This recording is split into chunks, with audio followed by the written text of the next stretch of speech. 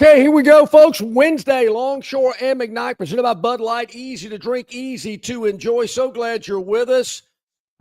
Steve Barry looks rested a little bit. I would think some celebration took place on Tuesday night. So, hey, that's all we talked about yesterday. Want to know about where was Barry and how was the celebration? Oh, man, it was great. Not much rest, though. I wish there was. Troy wins the Sun Belt Conference Championship in men's basketball down in Pensacola on Monday night on ESPN2. Of course, I had the call on radio. Troy goes to the NCAA tournament. Extremely high level of excitement around here. The game Monday night, my wife Dee and of course Jerry Miller, my co-host on the radio broadcast, my color analyst, set sail from Pensacola back to Troy after the game, but got back in at 12:30 yesterday. I had to miss some time in the morning, the family consideration, and then yesterday afternoon drove to Jacksonville, Alabama, and did Troy baseball last night. Wow. Got back in this morning at about 1:00. But yeah, it's exciting times.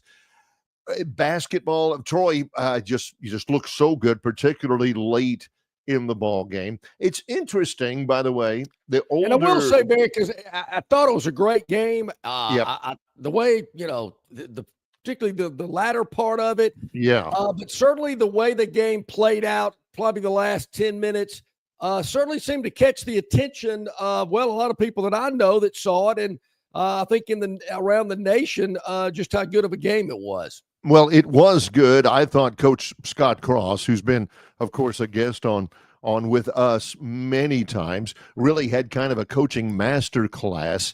A basketball game is basically built upon mismatches.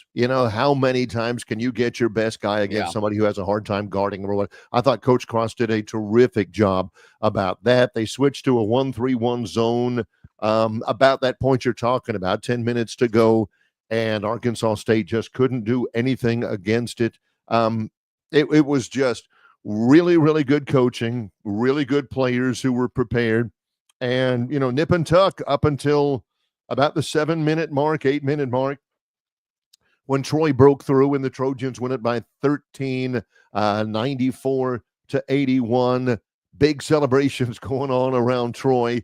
Now you get ready for Sunday, 5:00, when the NCAA Selection Sunday show comes on, and you figure out where everybody is. It's a great time. It's funny, when you get to be our age. I mean, I haven't needed glasses, and I don't need glasses normally on this show. But when you're tired, and when you're older, your eyes don't work as well. I'm having to go. Correct. Reading glasses a little bit more these days. Tomorrow, maybe I'll have some rest and my eyes will be sharper and everything. But it has been an exhausting time, but a good time. Really excited. Really excited. Well, a couple of questions. Well, just not a question first, but just some insight, some information I thought you'd like to know. I don't know if you can go back and read chats from previous shows, but Robbie was up at 7:09 yesterday, and he has changed his tune about Scott Cross. I knew he would. Robbie's a pretty smart guy. The Sun Belt is a one-bid league. The Sun Belt has never sent more than their conference tournament champion to the NCAA. To say that, Coach Cross, he needs to get his team to the big dance. Well, it ain't like the SEC. It ain't like the ACC, where you've got 7 or 8 teams go. If you don't win the Sun Belt tournament, you ain't going. And he's had 4 straight 20-win seasons, the only team in the league with 4 straight years of double-digit wins in the league. No question. He has been a terrific coach for Troy. And if all you gauge him on is, hey, can you win the tournament? Boy, you got 14 teams trying to win it every year, which is the same case around. This is what I love, right? The Sun Belt tournament is over with. It's done. And Troy is the champion. But along these days, you're getting to see The Atlantic 10 Conference Tournament. Oh, Richmond and Davidson. The Big 12 Conference Tournament. The SWAC Tournament is going. Oh, yeah. The Mountain West. The AC Uh-huh. Big 10. So the Southland Conference is going on. The Big East Conference USA. All of those are happening. If you're sitting there today thinking, man, I wish there was a basketball game to watch, shame on you today, because everybody is playing. It's a lot of basketball. Yes. I noticed that yesterday as we were looking around for a Phantom's Daily Dog. We'll get to that later in the program. Just curious, I don't know if anybody's talking about it. I'm sure they are. And there's really nothing written in stone, but are there any guesses to where Troy may go in the NCAA tournament? I haven't seen any. Of course, there's behind the scenes stuff. I firmly believe that anybody who tells you, like on Wednesday before Sunday, oh, they're clearly going to put us in Cleveland. I know the spots. Oh man, there's no question we're going to go to Lexington. Now, if Kentucky makes it, I'm not so they'll put them in Lexington. But I've seen all the projections and stuff. Oh, Auburn's going to go in Lexington. Nobody knows that part of it. I'm just wondering if Troy could end up in an area where Auburn or Alabama may go. They sure could. That absolutely could happen. And the bracket projections, what we're seeing from our guy Jerry Palm is that Auburn would be going to the Lexington bracket. Jerry. Oh, it's been a little while since he's updated his bracket. Yesterday morning, he's got Auburn going to Lexington as a 1 seed. He's got Alabama going to Lexington as a 2 seed. Let's see. Troy's not going to go into the first 4. I do know that. They've got Troy as a 14 seed. This is Jerry Palm. He's got Troy as a 14 seed in Milwaukee. Wow. I don't know how he knows that. I don't know. He's just playing with the seeds. The other 14 seeds projected are Northern Colorado and Utah Valley and North Carolina Wilmington. So, I don't know how he comes up with the things, but Milwaukee, that'd be all right. It'd be in the same group with Memphis and Oklahoma and Iowa State. Of course, Milwaukee, where Happy Days and Laverne and Shirley were filmed, allegedly. That's where it took place. Check out the big brain. This is what John's got. Milwaukee, if he's sitting around with his buddies over there, a couple of snifters of brandy talking about things, somebody said, the wife and I were wintering or summering in Milwaukee. And John says, hey, that's where Laverne and Shirley was filmed. Lenny, Squiggy, that's where the fabled band Lenny and the Squigtones was formed. Barry, I tell you, I got their famous hit song. They unveiled this hit song in Laverne and Shirley called Night After Night. Squiggy was the lead singer. Lenny played guitar. And Squiggy, the song went, and now I've got to see you for the rest of my life, night after night. Yeah. I'm telling you, if you're in a trivia league and you need a little help with 70s and 80s music, movies, or TV shows, I'm your guy. We are. We defer to John's expertise. Actually, I've been to Milwaukee. It's been a long time. I don't remember a lot about it, but I can say I've set foot in Milwaukee, Wisconsin. I just can't tell you what I did when I was there. So there wasn't a lot to it. I've been to Green Bay. I've been to Madison. I can't say that I've been to Milwaukee. We flew to Green Bay one time for basketball. I don't know that we flew into Milwaukee, but we might have. I don't know. Bill from Baltimore says, so Barry, how many NCAA tournaments have you been to with Troy to date? I remember they played Duke in Greenville years ago. Yeah, that was in 2017. That's the last time Troy went. That.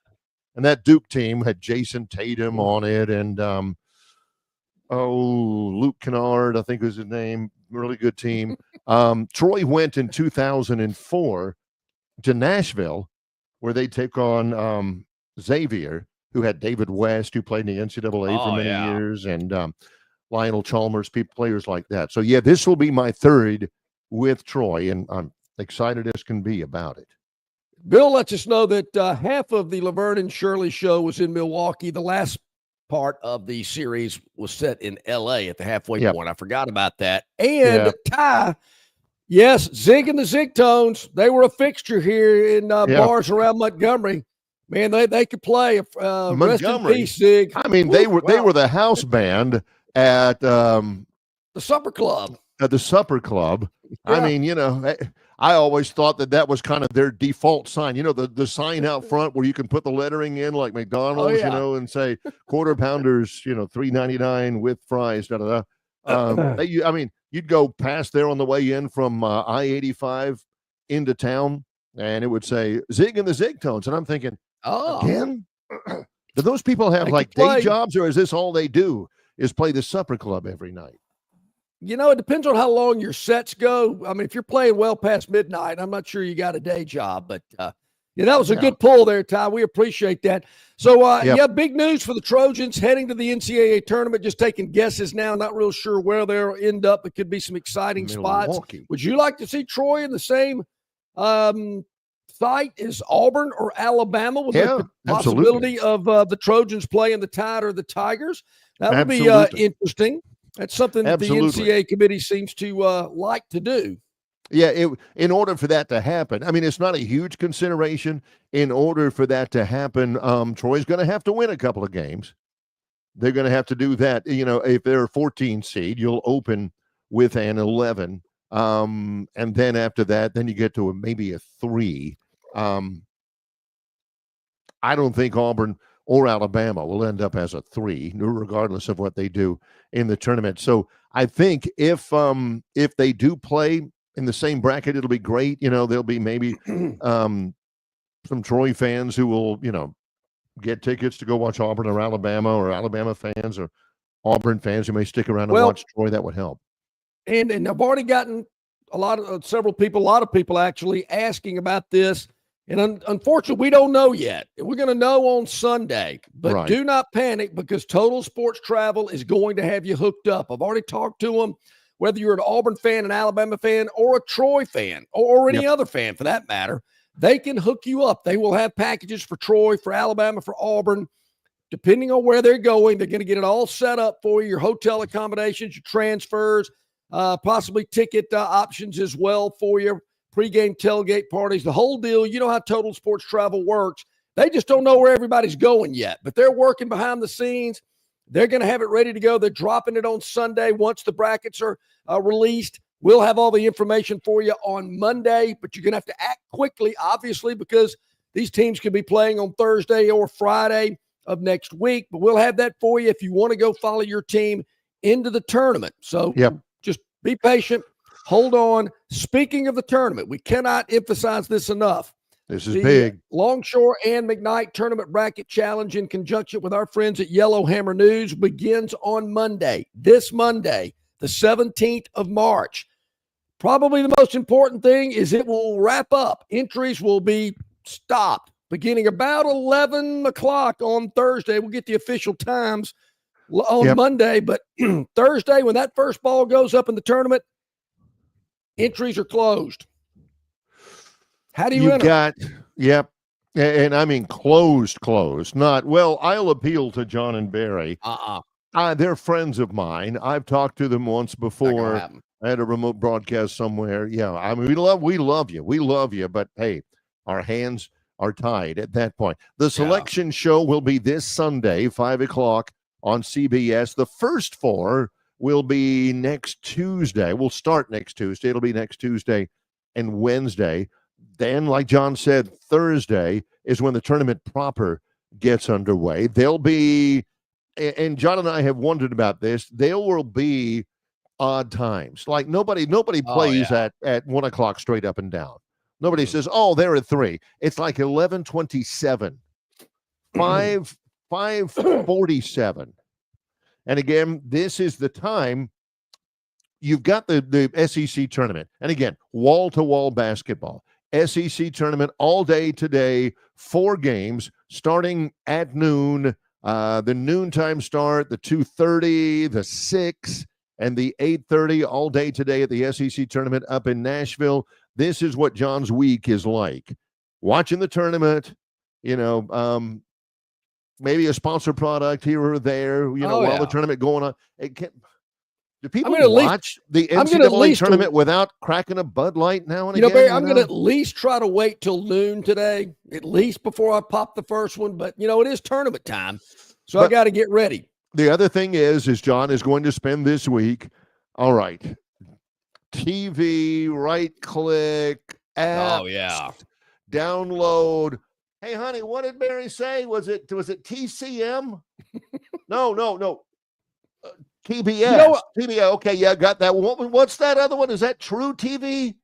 Do we have it already? Hey, Chris knows. He knows where I'm going. He's already hit it. Quad box. You're right, Chris. The quad box will be in full force over the next several weeks. I can promise you. Working that quad box. All right, before you go to break, here's how you do it. Yellowhammernews.com. You're going to go to yellowhammernews.com. There will be an icon there on the home page. You'll click it, read the instructions, give us your name, email address, whatever. Start picking your teams. Once you pick them, they'll automatically move up as long as those teams win. It's going to take you less than 3 minutes to do all of that, probably 2 if you're an experienced pro. Not going to take long at all. You'll be able to track your progress and the progress of your buddies throughout the contest at yellowhammernews.com. So that's where you'll go. It'll be very simple, very easy, makes the tournament so much more enjoyable. Thanks to our friends at yellowhammernews.com. Also, our tournament challenge sponsors, the Montgomery Regional Airport, getting better the more you use it. Phoenix Physical Therapy, getting you back in the game is what Phoenix Physical Therapy is all about. River Region Straw, premium long needle pine straw for all of your landscaping needs. And the Destin Connection Seafood Market, the freshest seafood arriving daily here at the Destin Connection Seafood Market in Montgomery. So get ready, be thinking about it. Good to go. Barry, at the bottom of this hour, our man CJ Duncan on our City of Montgomery guest hotline. CJ with Yellowhammer News. Around 8 o'clock, we'll go over the win total for the Georgia Bulldogs in 2025. We've got 4 teams already in the books. We'll go with the Bulldogs today, the Phantoms Daily Dog, and the topic will I'll tell you about how the topic wheel went yesterday when we get back. It was a little different twist on the topic wheel. Okay. It was kind of interesting on that, but we got a lot going on today, and we want you to be a part of it. We are underway on the Wednesday edition of the show. He's John Longshore. I'm Barry McKnight. In association with Yellowhammer News, it's Longshore and McKnight, presented by Bud Light. Well, the Crimson Tide and the Auburn Tigers are really hot in college basketball, and so are the deals at Stivers Chrysler Dodge Jeep Ram in Prattville. Alabama and Northwest Florida's largest volume Ram truck dealer is Stivers in Prattville. And at Stivers, they have the largest selection of Ram trucks priced at thousands less than other dealers. How about a 2025 Ram Bighorn 4x4 crew cab with savings of up to $15,000 off sticker price? Also at Stivers Chrysler Dodge Jeep Ram, they have fantastic savings on the entire Jeep lineup, like the Wranglers and Jeep Grand Cherokees. Head over to Stivers Chrysler Dodge Jeep Ram today on Cobbs Ford Road in Prattville, where Price sells cars and trucks. March 4th, 2022, Wyden and Kennedy from Michelob Ultra. Ad ID MU200330. Spot title Portfolio 2022 Bass Radio English 30. 30 seconds radio full mix. They say consistency is the key to success. They weren't wrong.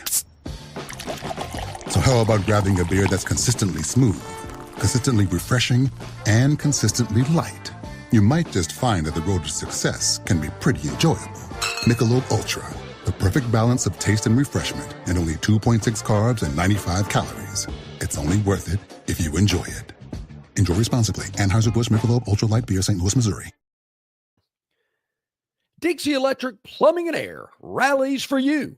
No matter the problem, Dixie will tackle it. Their licensed and trusted electricians, plumbers, air and garage door technicians are ready to win for you. From toilets to garbage disposals, circuit breakers to HVAC systems, Dixie never fumbles. Don't throw away your hard-earned money on second-string contracting companies. Score big with Dixie. After all, they are your biggest fan. Visit calldixie.com or dial them up locally at 262-2946.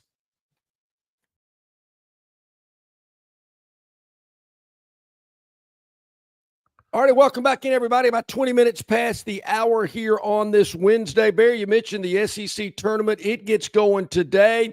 We went over the opening games today in Nashville yesterday. 12 noon is the first game on the docket. First thing I thought of was, I've been to a lot of SEC tournaments in my day. Yeah. And I can't tell you how many times when the tournament wrapped up on Sunday, I've said to myself, Self, who was that team that lost in the first game of the tournament? Because the tournament over a 5-day period, back then it used to be 4. Yeah. It seemed like it lasted a week, a month. I mean, you're thinking, gee whiz, there's been a lot of basketball. I can't remember what happened in that first game. It seems like years ago. You forget about the first. So if South Carolina, whoever loses the South Carolina-Arkansas game today, which I think is going to be South Carolina, by Sunday you'll be going, who was that again? Well, there weren't they didn't automatically knock out the last two teams in the standings, right? They did play. They did. Yeah. In case you're wondering, nobody who played in the first game since we've gone to 14 teams at the time. Now there's 16. Yep. Has ever even played in the championship game, much less won it. So if you look at it logistically, you're in Nashville. It is the toughest basketball conference there's ever been, ever, and they've got to crown a champion. There are some teams in there who couldn't give two toots about winning the SEC championship. They're ready to get back home and get ready for the NCAAs. At noon this afternoon, they'll start the SEC tournament, noon Central Time. Yep. The championship game will be Sunday at noon. So you take a look, 5 times 24, that is 120 hours between when the first game gets started and really like 123 hours before the final game is done. That is a ton of time. And I'm just doing that off the top of my head. Could be wrong. Close enough. But by the time the champion is, and there's no coincidence that about an hour after the SEC championship game is played, that's when they'll start the Selection Sunday show. But by the time that game is over with, say 2:30 on Sunday afternoon, the South Carolina Gamecocks will already have been back in Columbia, uniforms washed, basketballs deflated and packed away. The locker room has been sanitized. The place has been cleaned up, and everybody's off at the beach. When they're still playing the tournament, South Carolina, those guys will be off at spring break, won't even watch the game. And Barry, as you're handicapping these games, you got to factor that type stuff in. You're thinking these kids in South Carolina, they're probably thinking spring break. They really don't want to stay in Nashville for any longer than they have to. So you kind of got to factor that. They're not going to the NCAA tournament. They know it. Their coach is going to tell them, hey, we can shock the world and win the tournament out and go to the NCAA. And they're looking at each other going, are you kidding me? Yeah. Man, I'm going to Myrtle Beach. I'm heading down to Cancun. I'm out. So, yeah, you got to factor how much they're into it. But I do like, as I mentioned yesterday, and I know this is the easy way to go, but I've got all the favorites, so to speak, the lower seeds, Arkansas, Vandy, Mississippi State, and Georgia. I think all 4 of those are going to advance. The odds of that happening, probably not very good. One of those 4 teams that is the higher seed is going to win one of those games. There are some big numbers in this thing. I've got Arkansas -4.5. against South Carolina. That number's come down, actually. Vanderbilt, 1.5 favorite over Texas. Texas really needs to do well in this thing. Yeah. Texas is one of those schools that is on the bubble. Let me see. Jerry Palm, I think he has Texas out. I don't even think he has Texas on the first four out or anything like that. Texas needs to play their way in big time. You've also got LSU and Mississippi State. Mississippi State, an 8.5-point favorite. LSU's had a bad year. And Georgia, 3.5-point favorite over Oklahoma. That's the night game out there. As crazy as it sounds, and I took a little chance here, no doubt. But as I mentioned, I've got Arkansas, Vandy, Mississippi State, and Georgia winning today. Right. In the second round, I've got Arkansas beating Ole Miss to face Auburn. I've got Vanderbilt beating A&M to face Tennessee, an intrastate rival game there in Nashville. I've got Mississippi State beating Missouri to take on Florida. And I got Georgia beating Kentucky to face Alabama. How about that? You're taking all the favorites today and all the dogs tomorrow? Yes, sir. Seems a little bipolar to me. Just do it a little different. Going to get creative today. Right, you got to be creative out there. The only one I think could be an upset today is Texas over Vanderbilt, and technically not much of an upset. Texas, the 13 seed, Vanderbilt, the 12. There's no way on God's green earth LSU is beating Mississippi State. South Carolina is the 16 seed. They're 7 games under 500 overall.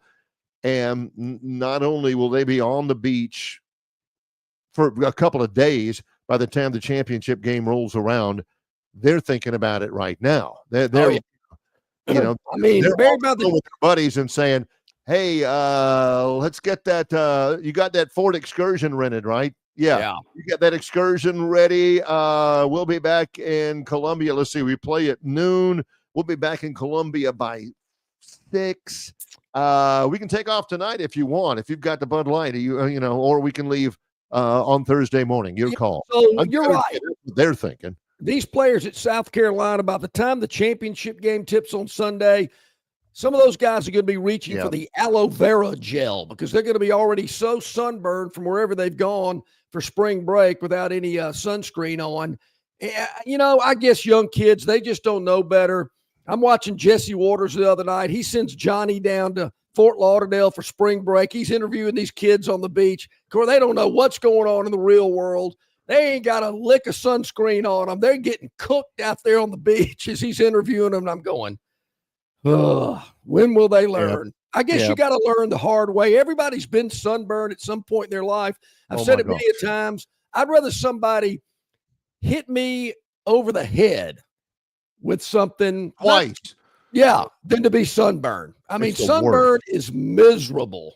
Growing up as a fair-skinned kid on the ocean in Central Florida, back when you didn't, sunscreen was. I remember when I was in college, when I was a freshman at Florida, we'd go to Daytona Beach, which is where I was born, and the girls, they would put like corn oil on. Yeah, baby oil. They put baby oil on. They'd fry. Nowadays, of course, I'm paying for it. I go to my dermatologist all the time now, and he makes a small fortune off of it. This could be a good topic wheel conversation, maybe in the summer. But Barry, in our day, there was no such thing as sunscreen. You either put on Copper Tone or Sea and Ski. And remember Sea and Ski? I love the smell of that stuff.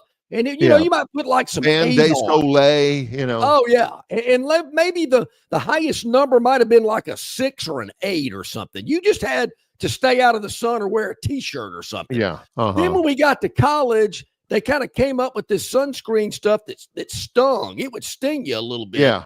Then they finally figured it out. Now they got this stuff that's got 70 sun protection on it, and this, that, and the other. You spray it on. I'm not a big spray guy. I still like the lotions. I feel like it works better. Spray's the way to go. The way to go. But I tell you, it'll knock it out. How the world lived without sunscreen, I don't know. But I can tell you, broken some bones, stubbed some toes, busted my chin open, got hit and knocked dizzy several times. Yeah. I'll take it. Don't want sunscreen. Yep. I mean, don't want sunburn. Don't want it. It's good that the SEC tournament gets underway today. We've got Auburn doesn't play until Friday at noon. Alabama plays Friday at 8:30. They've gotten a bye, double bye to the quarterfinals. It gets Bob from Pike Road out there. You know, we haven't heard from Bob really since Alabama lost in the bowl game. Now that Auburn lost to Alabama, Bob is back with us right now, and he says, is there a ton of pressure on Auburn and Bruce Pearl with only 2 Sweet 16 appearances in his time at Auburn? Does Pearl risk the choke label with a loss before round 3 in the NCAA tournament? Look, if you think about it, this has been the best year ever for a college basketball conference in the country, but it's the SEC itself, not just Bruce Pearl, Bob, but everybody has kind of choked in the postseason from the SEC. Philip Marshall points out no SEC team has won a national championship since 2012. It's been 13 years since an SEC team has won a title. Only from the SEC, only Kentucky, Florida, and Arkansas have ever done it. Since 2017, only Auburn and Alabama have been to the Final Four. You know, and that's 8 years ago. Only two SEC teams have even been to the final. Rick Barnes has never been to the Final Four, and he's won a jillion games. Yeah. Only Pearl and Oates have ever taken their current programs to Final Fours. So, you know, Bob, the point is, it's not a bad point. It's not a bad question, but the question can be extended. Well, of course, everybody in the SEC. Yeah, but I think in this particular year, you're talking about an Auburn team that's been ranked number 1 a majority of the regular season, dominant, all the quad 1 wins, all the impressive non-conference wins, all the statistics that are positive for them, margin of victory, all that type stuff. Yeah, and I think Auburn fans would agree. If they don't make it to the final 8, I think they're going to be disappointed. I mean, it's house money once you get to that point.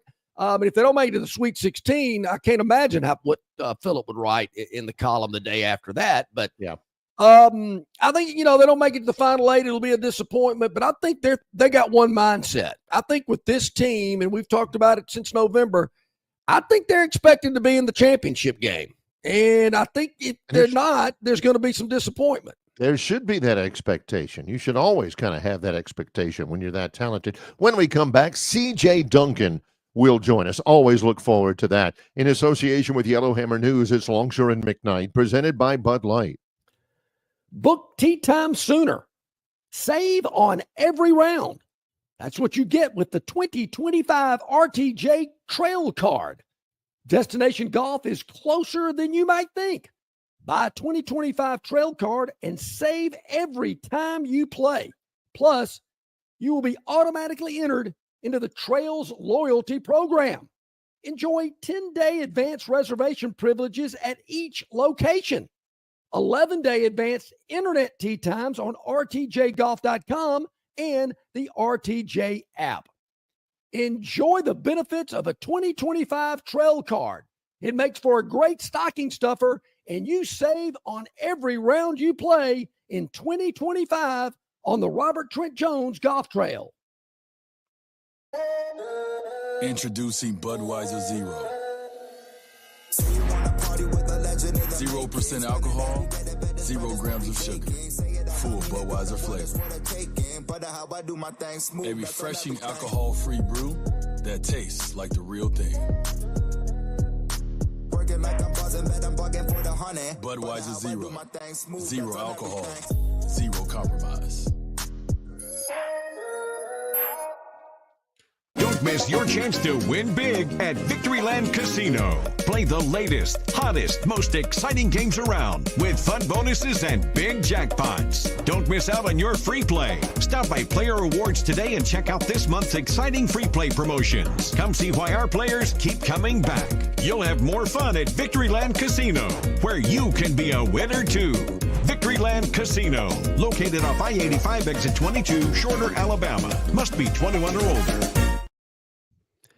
Okay, it's about 26 minutes to the top of the hour. Longshore and McKnight, presented by Bud Light. Easy to drink, easy to enjoy. Barry, each and every week at this time, we welcome in our friend C.J. Duncan with Yellowhammer News on our City of Montgomery guest hotline. C.J., good morning. How are you today? Good morning, guys. How y'all doing? Doing really well. Excited about this time. Of course, my Troy Trojans going to the NCAA tournament. Looking forward to that. The SEC tournaments. Heck, CJ, I'm into, the Southland Conference tournament. I'm going to check out a little Horizon League. Are you a hoop head at this time of year? This time of year, I am. I'll check in every now and then during the season. I check on my doors. We go and watch a couple games a year. But this time of year is when I kind of learn about the other teams on the other side of the country as well. But mainly SEC for me when it comes to basketball. So I know you're, Nashville's a big part of your life. And, of course, this week it's going to be hopping up in Nashville beginning at noon today for the SEC tournament. I've been hearing a lot of good reports out of the Music City as they welcome this big event. Well, John, I was a little upset. Barry is picking my team to get upset already. We hadn't even started the tournament yet, and he's already looking for us to get kicked out. I don't know how I feel about that just yet. I mean, give us a couple games to enjoy our home court. But it's always incredible to see the amount of people that travel from all over the Southeast to come to this tournament. It's exciting. Bridgestone always does an extremely good job, and Bridgestone's right there on Broadway, so it gives a lot of people an excuse to make a vacation out of it. So Nashville, I'm sure, has already turned it up a notch this morning. So, I'm glad you picked up on that, CJ. I don't know what Barry's got to get your Commodores, but I got you going all the way to the quarterfinals, an intrastate matchup against Tennessee on Friday afternoon. How cool would that be? And you know what? Whenever you see that ugly orange, you never know what can happen. You know what I mean? It just, we play a little different when we see that color. And so I appreciate that. I like our chances. We really do have a tough team. And for us to play as well as we've been playing with a new coach and a lot of new players, transfers and freshmen and things of that nature, I'm really proud of this ball club. I just hope we get guys to stay there, stay at Vanderbilt and continue to build on what they've been able to do this season. It's funny because, Vanderbilt, obviously their academic reputation is sterling. And they, sometimes they've had to battle that, trying to get guys into school for like football or something where the academic entrance requirements are so stringent. The football program, had a couple of high-profile transfers, including the quarterback Diego Pavia. You mentioned Mark Byington, the basketball coach, has some really good transfers in. How Vanderbilt doesn't do that a lot, just simply because I would imagine a lot of the credit hours wouldn't transfer from some of the other schools. The requirements are so stringent. Have you ever kind of considered Vanderbilt's academic requirements as a difficulty in getting transfers or as a difficulty in getting high-profile high school recruits into school? Absolutely. That's what makes it so tough to play at a university like that. I know when I was getting recruited, I can only talk, on my personal experience. I don't know what the university is doing now.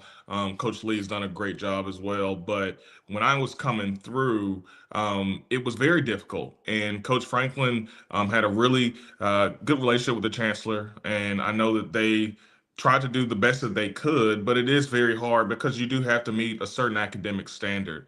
But they do put a lot of people around you to make sure that you do succeed. At the end of the day, Vanderbilt wants you to graduate because it looks good on them nationally. They want, that 97% graduation rate or whatever it is. They want that on their profile as well. And so you got to come with it on and off the field. And I think a lot of times, you have people that are very capable of doing well in the classroom. They just don't apply themselves. At Vanderbilt, you are forced to apply yourself when it comes to the academics.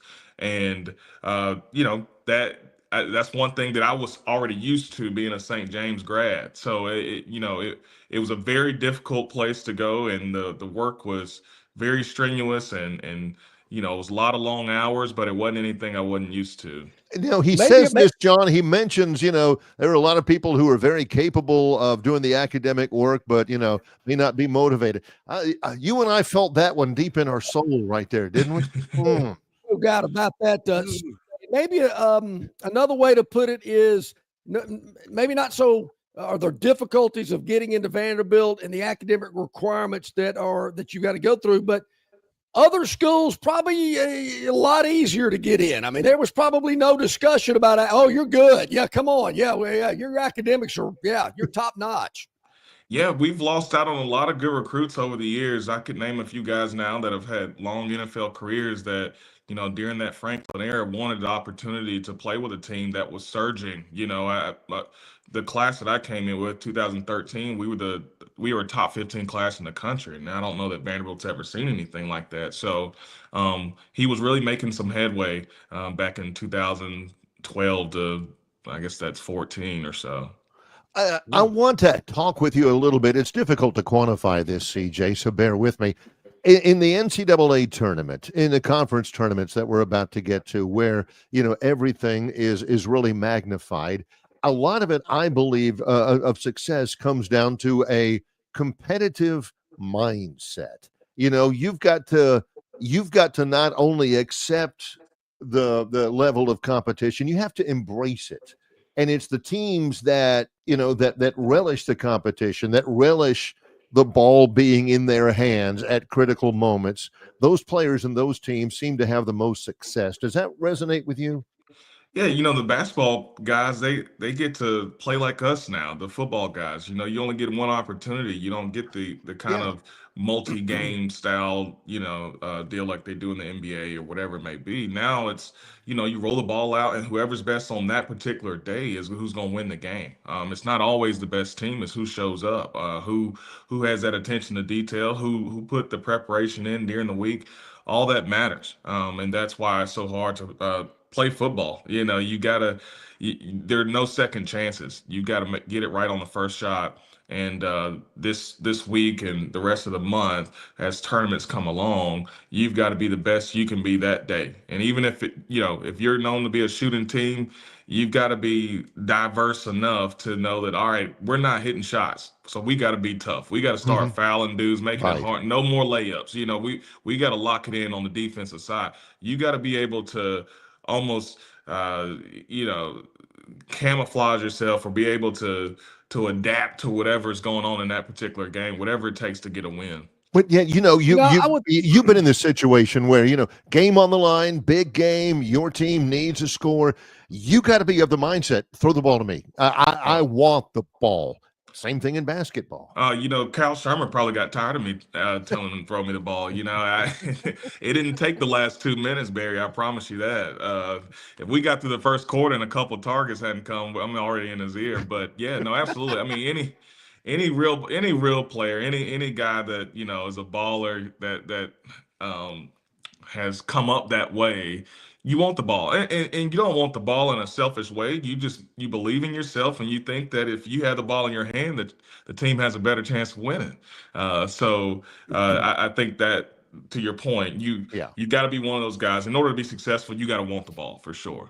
All right, let's talk about the scheduling. And obviously, it's different in football than it is in basketball, but you have off weeks, and you kind of wonder if a football team's playing well, they're on a roll. I've heard coaches and teams say, man, I wish this off week wasn't now because, man, we're just really playing well. I want to keep the momentum going. Same with basketball. Here, Auburn and Alabama don't play till Friday. Auburn probably wants a breather. It's been a tough year. They've had 2 back-to-back losses, kind of regroup. Alabama, on the other hand, had some losses, had a big win, maybe feeling the momentum. I mean, just the scheduling and the downtime. You can say, hey, man, rest a little bit. Let's take it easy. But as an athlete, you got to be eager to want to get back out there. Yeah, I think so. I think it's 2 things, right? If you're a team that's dealing with some injuries or maybe just bad play thoughts, I like to say, where you're not as intentional as you usually are. You're not as detailed oriented as you usually are. Maybe you do need some time to say, hey, all right, we got to regroup here. This is an opportunity for us to for the coach to cuss us out in the film room, for us to have a team meeting, to figure out what exactly it is for us to get back on track. But I will say, John, I like to just stay in rhythm. If I'm getting off my routine and we're used to playing Yeah. at least 2 or 3 times a week, I like to stay in my rhythm, stay in my routine. And when you have too many days off, you, it's hard to build yourself back up to gain energy, to gain readiness. We saw that in the college football playoff. All the teams that had the buys were the ones that basically got blown out in the college Yeah. football playoff. So I do think there's something to it. Vanderbilt great CJ Duncan always joining us here. Okay, let's just say John's right, which is hard for me to say, CJ. I've only been wrong twice, CJ. I can only think of Yeah. twice I've ever been wrong. The Vanderbilt wins this afternoon against Texas, which is a slightly less ugly shade of orange. Vanderbilt wins against Texas. John, you got them beating Texas A&M tomorrow, Oh, right? yeah, correct. And then, Yes. Tennessee in the quarterfinals on Friday, 2:30 in Nashville at Bridgestone Arena against beautiful. Vanderbilt. CJ, can you? Somebody's got to bet with me on my cell phone here. Can you reach into your closet and pull out any item of clothing that has even a shred of orange on it? This is the only orange I've got in my closet, and I got it at Purcell Farms. No team affiliation, but that's all you can get out of me. But it is yeah. Well, Barry, we played Texas early this year. Matter of fact, I was at the game, and you know what? We're a better team than Texas. I'm okay with saying that today. Could We are a not better agree with team you than more. Texas. Yep. They potentially have a lottery pick on their team. But one guy's not going to beat us in March. That's not going to happen. So I'm with John. I've already moved on to A&M. Let's find out Let's find out how we can beat A&M. Get to that core. Yeah. Love it. Exactly. Love it. I like at home, feeling good. I like the Commodores to maybe be a little surprise team in this tournament and face Tennessee on Friday. That'd be great. A lot of folks also, CJ, are talking about teams like Auburn and Alabama. Obviously, that's the teams we talk about the most here on this program. And I've even heard, so what? They lose in the SEC tournament. Big deal. They got bigger fish to fry in the NCAAs. Do you buy into that? You know what? I think if they roll the ball out, you have to be ready to play and you want to win the game. You don't go into a game saying, "Oh, if we lose, that's okay." That's not how a competitor goes into a basketball game, a football game, any type of game with a ball. You don't do that, right? But, to their point, last year Alabama lost pretty early, I believe, in the SEC tournament, then went to the Final Four. So March is about getting hot and getting hot at the right time. And when you got a guy like Mark Sears, he can carry you. And as long as the other guys go and clean the boards and play good ball, don't turn the ball over, and Auburn the same way. They've got some dynamic scores, and they're tough, and they're old. And I think that's going to play the biggest part for Auburn is how old they are. They're going to play against a lot of young 18, 19-year-old guys, and they'll beat them up a little bit. But I don't think you should ever go into any ball game, even if you're in the backyard, saying, you know what, I can lose this one. The next one will be mine. I don't believe in that. You can't turn that stuff on and off like a faucet, CJ. Either you are or you're not, Well, I don't want anybody to have one up on me either. I guess I'm there's some pride, yeah. He gets to hold on to that for until we play again. And what if he decides he doesn't want to play anymore? Now he's better than me. I don't like that. Any stories you can share with us? Some classics of you and your brother, a little one-on-one, maybe shooting hoops, or I can imagine there were some knockdown dragouts, some backyard mano-a-mano type stuff. Because Barry and I, we've got brothers, and we got a few stories of our own. You know what? It's funny you asked that. There was something on social media that was going around. I think ESPN actually posted it, and it was an older brother playing wiffle ball with a younger brother. and you could see the younger brother taking it so seriously, but it was a significant age gap in between the two. Yeah. And so the younger brother gets up there and he throws it as hard as he can, and the older brother hits the ball.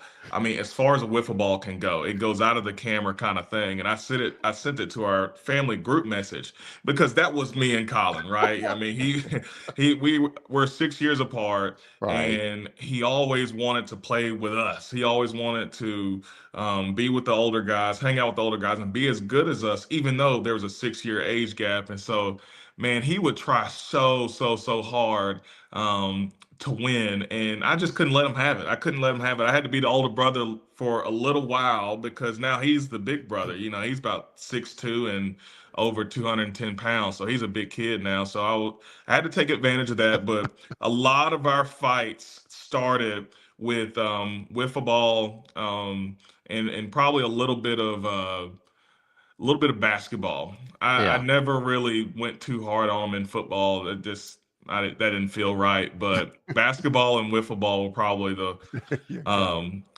there was one time we actually played with a real ball, and I'm trying not to hit it hard. I'm playing with like a fungo or whatever, and Right. and so I'm just really just trying to keep it in the yard. And I caught one on accident, and he pitches it and he runs. I mean, he's super athletic. He's running, Yeah. he's running.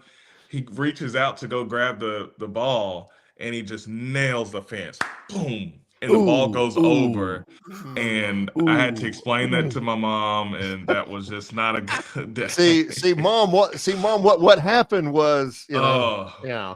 Yeah. My I brother hated is that. 9 years older than me, CJ, and we get out in the driveway and play that game 21 in basketball. And, he'd let me get like 17, 18, and he'd have like 4. And then he'd have this just unbelievable comeback and beat me 21-18. I'd run in the house crying. Oh, he used to just antagonize me to no end. I'm thinking, ooh, I'm finally going to beat him. And then he pulled that big comeback. Oh, you should drive me insane. Absolutely. The basketball and the baseball is where you can really, turn the knife a little bit. You know what I mean? So this is great stuff.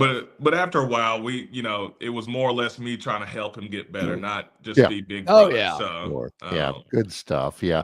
CJ Duncan, Yellowhammer News. Always a pleasure. Thank you so much for the time. Thank you, guys. I hope y'all enjoy all these games coming up this week, and I'll see y'all next week. Next week, you'll be able to tell me you told me so. Absolutely. I will definitely be able to say that. Love it. CJ Duncan, thank you so much, my friend. Hey, go show your gold. Anchor down.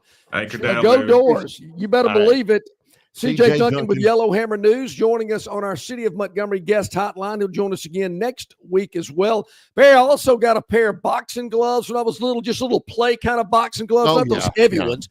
Right. Little play boxing gloves. I'll never forget one Christmas night. I'm putting them on. I'm strapping them on. And my brother's on his knees because I'm only like this tall. He's on his knees, so we're at the same height. I am wailing away. I mean, he's let me just wail away on him. I mean, I'm sweating. I'm all hot. Wailing away. He's got the other gloves on. He just sits there, and after a while, he just goes, boom, and I was out. I was on the other side. My brother Mike, I'm 9 years older than he is, and I was the big brother all the time. Yeah, it's 8 before the hour. Let's take a break. In association with Yellowhammer News, it's Longshore and McKnight, presented by Bud Light. Why Hands? At Hands Heating and Air, you get this area's highest ranked service provider with 24-hour repair service, no overtime charges, and their same-day service guarantee. Plus, instead of other companies' 30-day repair warranty, Hands gives you a 3-year repair warranty. Hands Heating and Air is here for you 24/7, 365. And service is not just something they do, it's their way of operating, for you in mind. All of Hands employees are trained to adhere to this standard. They work hard to ensure that this standard is maintained, and they are constantly looking for new ways to better serve you. Call Hands Heating and Air today at 508-5382. That's 508-5382, or find them on the web at 834hands.com. All right, man, grab a Budweiser and take a knee. It is the best time of the year. It's baseball season. That means sunshine. It means behind-the-back peanut tosses. And it means sharing some cold, frosty Budweisers with your boys. Because there's nothing more American than watching America's game with America's beer. So let me ask you something. Are you ready to bring your A game? Are you ready to cheer every frozen rope down the line and amazing catch at the warning track? Are you ready for pitchers' duels and slugfests? Tell me, are you ready for the thrill of an incredible walk-off victory? I can't hear you. Are you ready for Budweiser and baseball? Then get on your feet, raise an ice-cold Bud, and let's make this season larger than life. Great times are waiting. Get some Bud! Enjoy responsibly. Budweiser Beer, Anheuser-Busch, St. Louis, Missouri. All guests of Longshore McKnight appear on the City of Montgomery guest hotline. Check out the most interesting and informed personalities in sports covering Auburn, Alabama, Troy, ASU, and all the major teams from across the country. John and Barry have the best guests brought to you by the City of Montgomery. To find out everything you need to know that is going on in the capital city, check out montgomeryal.gov. That's montgomeryal.gov, the capital of dreams.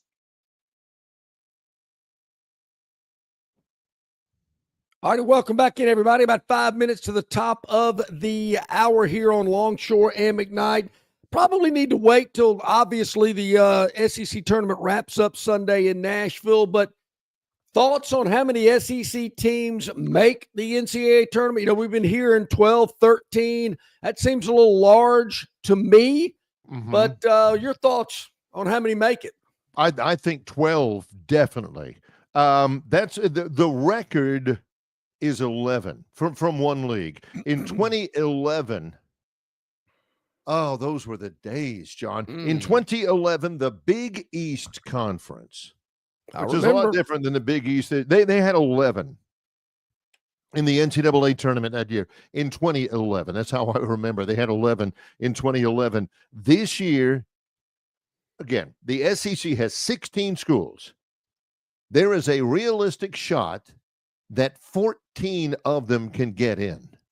It's amazing. It's absolutely amazing. LSU and South Carolina are the only teams that going in, obviously, have to win the SEC tournament to make it to the NCAAs. Now, there are several others, like Texas. Texas is one. It's among the first four out in a lot of projections, but they could play their way in this week. Texas really has got to do some work in the SEC tournament. Georgia, Vanderbilt, Arkansas, and Oklahoma, according to ESPN Bracketology. That's Joe Lunardi. Georgia, Vanderbilt, Arkansas, and Oklahoma are projected to make the team. Georgia, Vanderbilt, and Arkansas among the last four in, or among the last four buys. Oklahoma's among the last four in. There are 9 schools. 9 schools are getting in. Yeah. Auburn, Alabama, Florida, Tennessee. Tennessee's a 2 seed. Texas A&M, Kentucky, Missouri, Ole Miss, Mississippi State. They're all getting in. So you got 9 in your pocket, John. Arkansas is probably in. Vanderbilt, I think, is strong in. Georgia is in. The only ones out of 16 teams that are on the bubble are Oklahoma and Texas, and South Carolina and LSU need to win the league. So, John, 14 teams. Not only will the SEC break the record of 11, they'll blow right by it. I do think the SEC, if all of a sudden they called off the SEC tournament, the SEC gets 13 in right now. Right now. Wow, that would be amazing. 13 SEC teams. That might make your bracket, filling out your bracket a little easier because you're familiar with some of these SEC teams. But there are a couple of other ones. I got my eye on a team out on the West Coast. I don't want to reveal it just yet because I want to see where they are in the tournament. I got a team out on the West Coast I got my eye on. And yesterday, Barry, I'll give you one that I didn't really think about. We had John Talty on yesterday. He is a Maryland grad.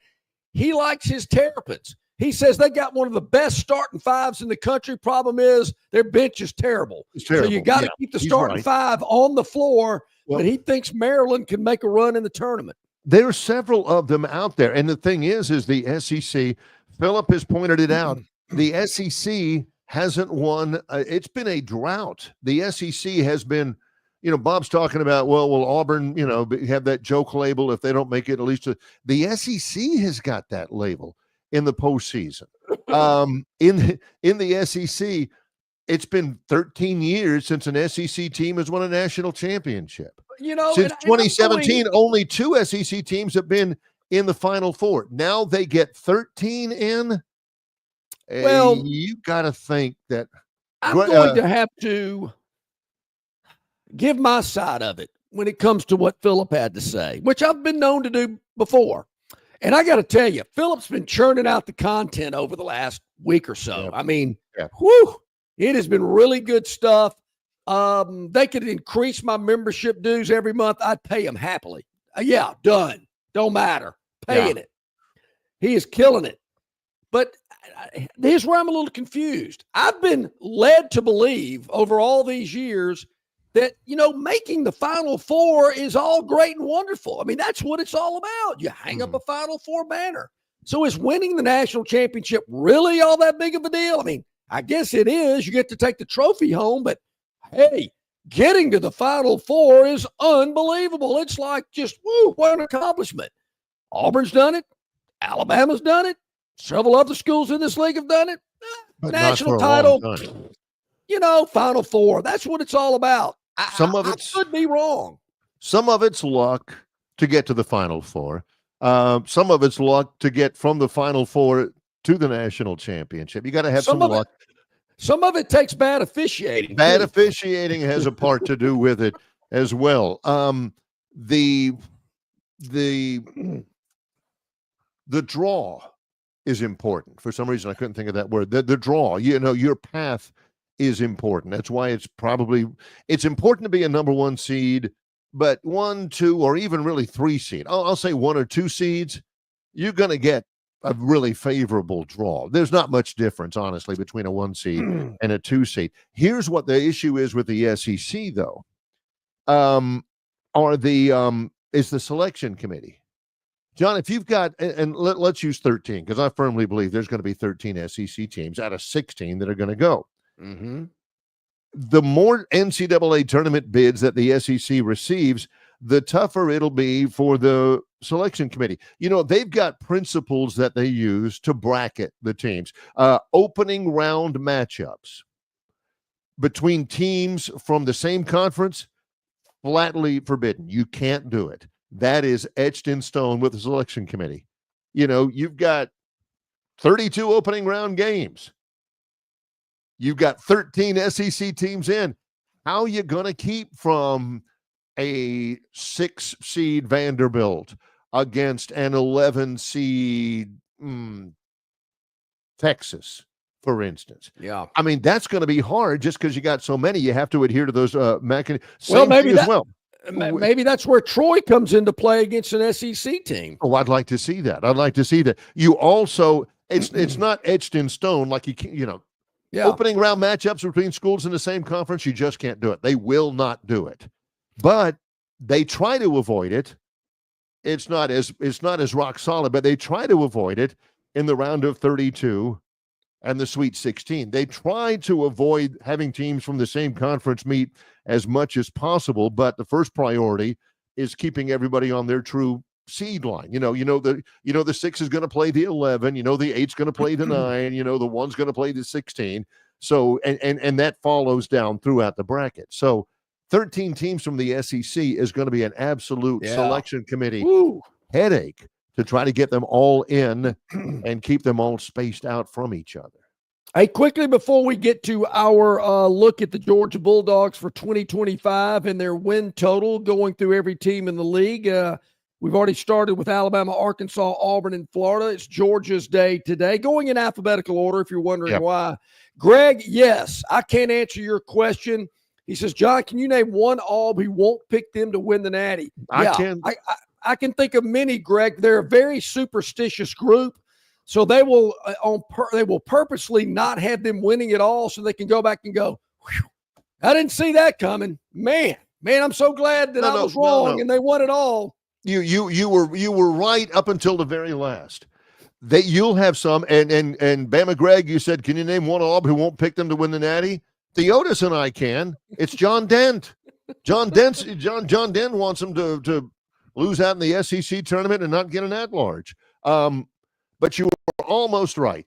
I know some Auburn people, I honestly do, this is not hyperbole, that would do what you say. They would pick against Auburn. Yeah. And if Auburn wins it, or if Auburn loses out, they enjoy being able to tell their friends, oh, I didn't pick Auburn. I knew they wouldn't do it. You know, Auburn will Auburn, you know. Another Longshore phenomenon where the word Auburn can be used as a noun, an adjective, an adverb, and in this case, as a verb. There are Auburn people who would not pick Auburn, and later on when they're talking with their buddies will say, hey, Auburn won the national championship. Boy, they proved me wrong. I didn't see it coming. But there are more people who take value in saying, yeah, I didn't pick them. I knew they would do it. Auburn always does this. I love them. War Eagle, body get a bomb. But man, I've just seen it too many times where Auburn will break your heart. See where I see it differently. Saying that. And Auburn people, yeah, I've seen it. I've lived it. I've experienced it. I have heard those things before. But there was, it's kind of like a solar eclipse or whatever you want to call it. Cam Newtons do roll around every now and then. And they won it all in football in 2010 with the best player in college football. Can they not win it this year with the best player in college basketball? They can. I mean, I kind of see the Cam Newton similarities here.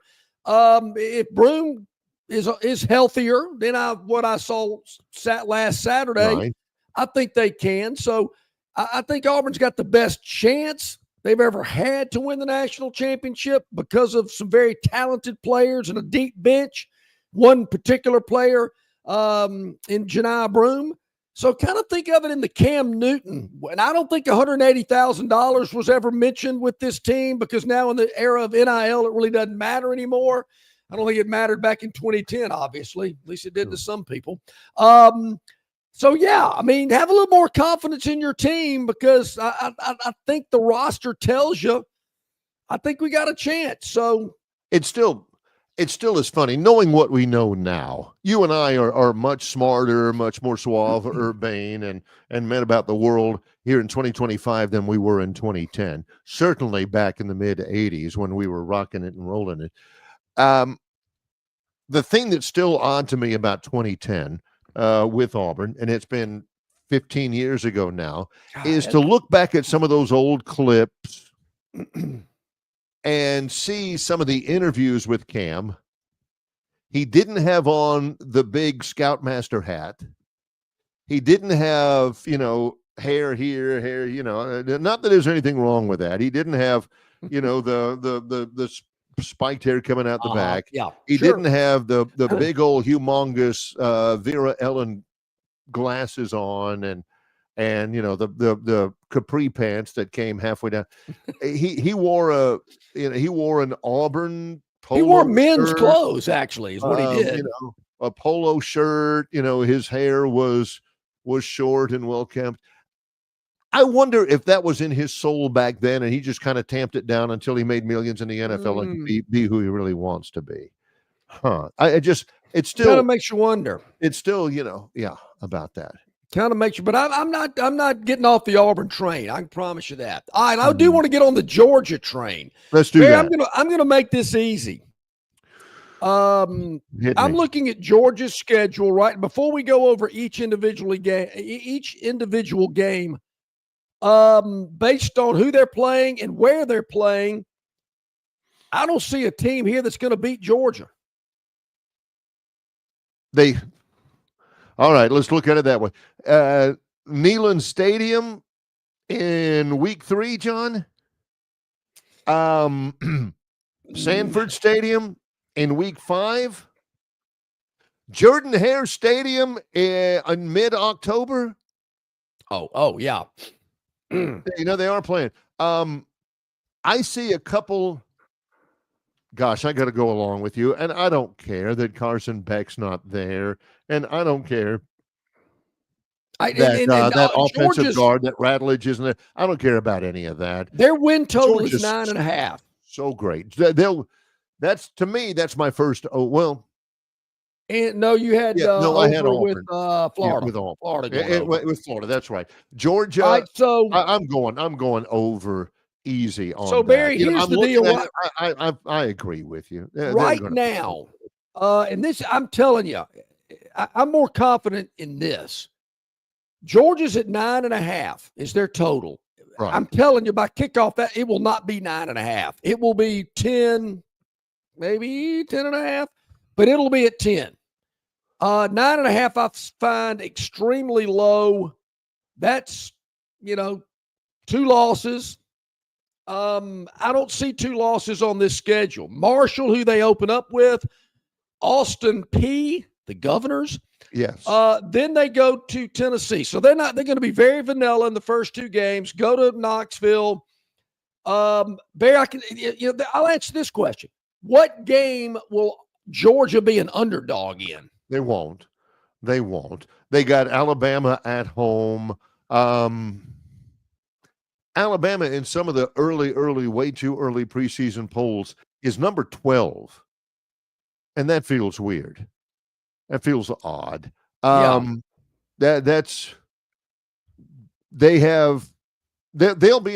an underdog November 15th.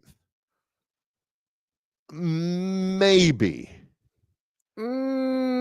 They've got Texas, but they've got them in Athens. How many times did they beat Texas twice last year, right? Correct. They didn't play 3 times, right? They beat Texas twice last year. I think Texas is going to be, and they were terrific last year. I think Texas is going to be better even than they were last year. That may be it. To me, for a Georgia fan, and how rabid they are, I think that's the only game where they will break a sweat. Yeah, Barry, I think that, everybody's going to circle that Texas game as the one that could trip up the Bulldogs, and I get it. But I think you got to look at another one. I mean, does Florida trip them up in Jacksonville after an off week? Maybe Mississippi State before they play Texas? I don't see that. Could Auburn shock the world? They've been known to do that before.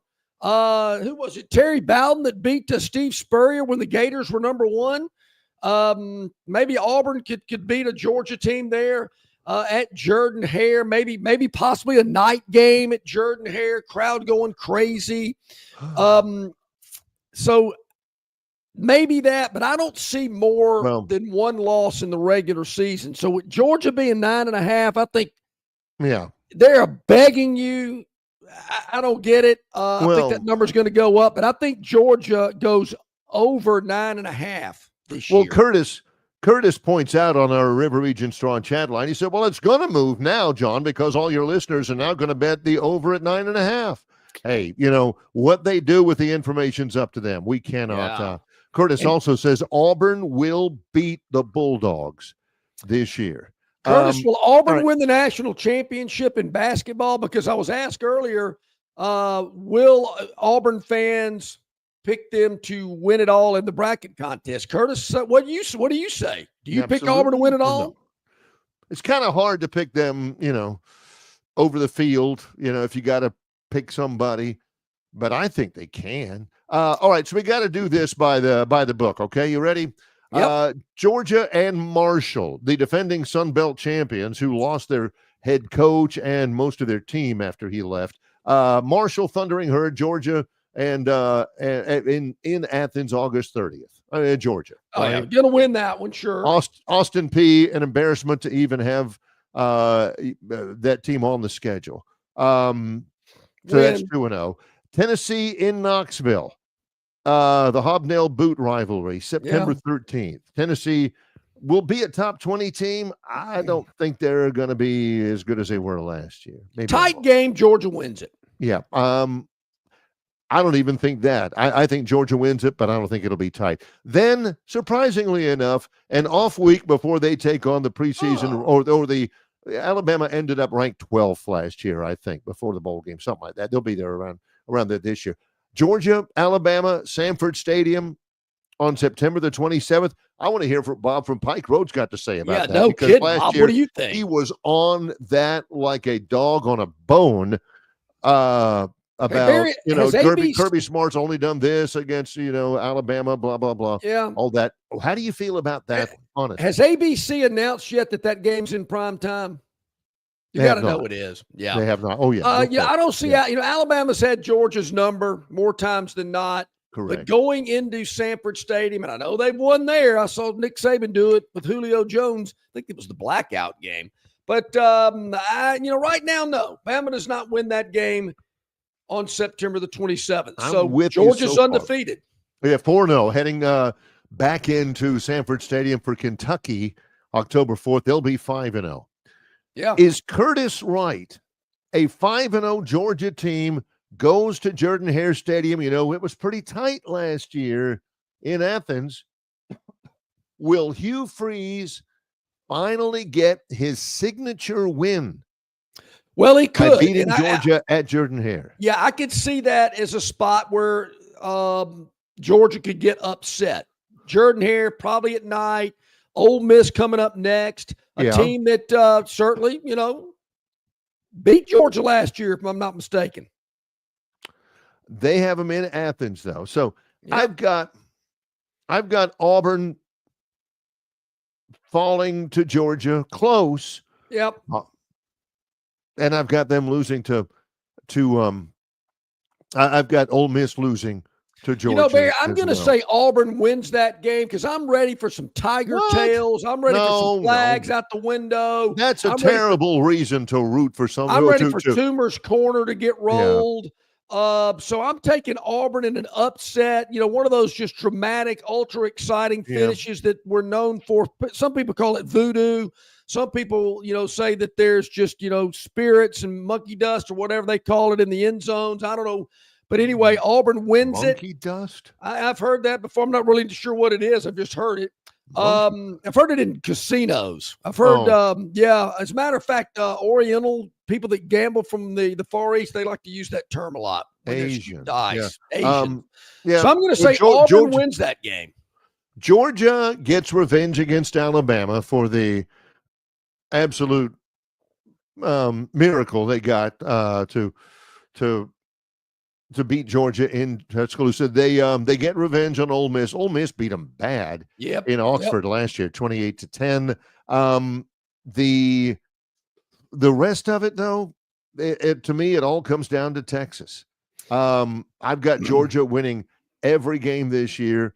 Texas is the only game that they break a sweat in, but they've got them in Athens. Texas is going to be really good. They'll beat Florida in Jacksonville, although that one will be close. Close-ish, within 10 points. Yeah, I'm going to say they knock off the Longhorns for the third straight time. That'll be, ouch. Yeah. But Auburn's going to beat them, so they're going to only lose one game, finish the regular season 11-1. That is over the total of 9.5, which I think that total's going up, so keep an eye on that. Yeah. Tobias out in Arizona has some good questions, though. Georgia's quarterback. Skill position players, where are they? And I get it. I've heard the same things, Tobias. Well, yeah, that's true. They lost so many great wide receivers from the year before, that hyphenated guy, and a couple of the running backs. They had some close ones. They had a close one against Auburn. They had a close one against Alabama that if you knock the ball away from Ryan Williams, they win that game. They had a close one against Georgia Tech. I don't know if you remember that, but Joe Tessitore mentioned that Georgia is multiple fighting overtimes, I believe. Good gosh. Yep. But they've got that one at Mercedes-Benz. It's just a really good Georgia team. I know some of the games are going to be challenges, but not many of them. I've got Georgia. I've got them 11-1, and I'm leaning more towards the high side of that. They may go 12-0 this year. Could be. All right, when we get back, Barry, it is the Phantom's Daily Dog. We'll get into that this morning. Also, the topic wheel later today. I know Greg's really excited about the topic wheel. He got blown away by it yesterday. Chris the Bammer wanted to get in on that.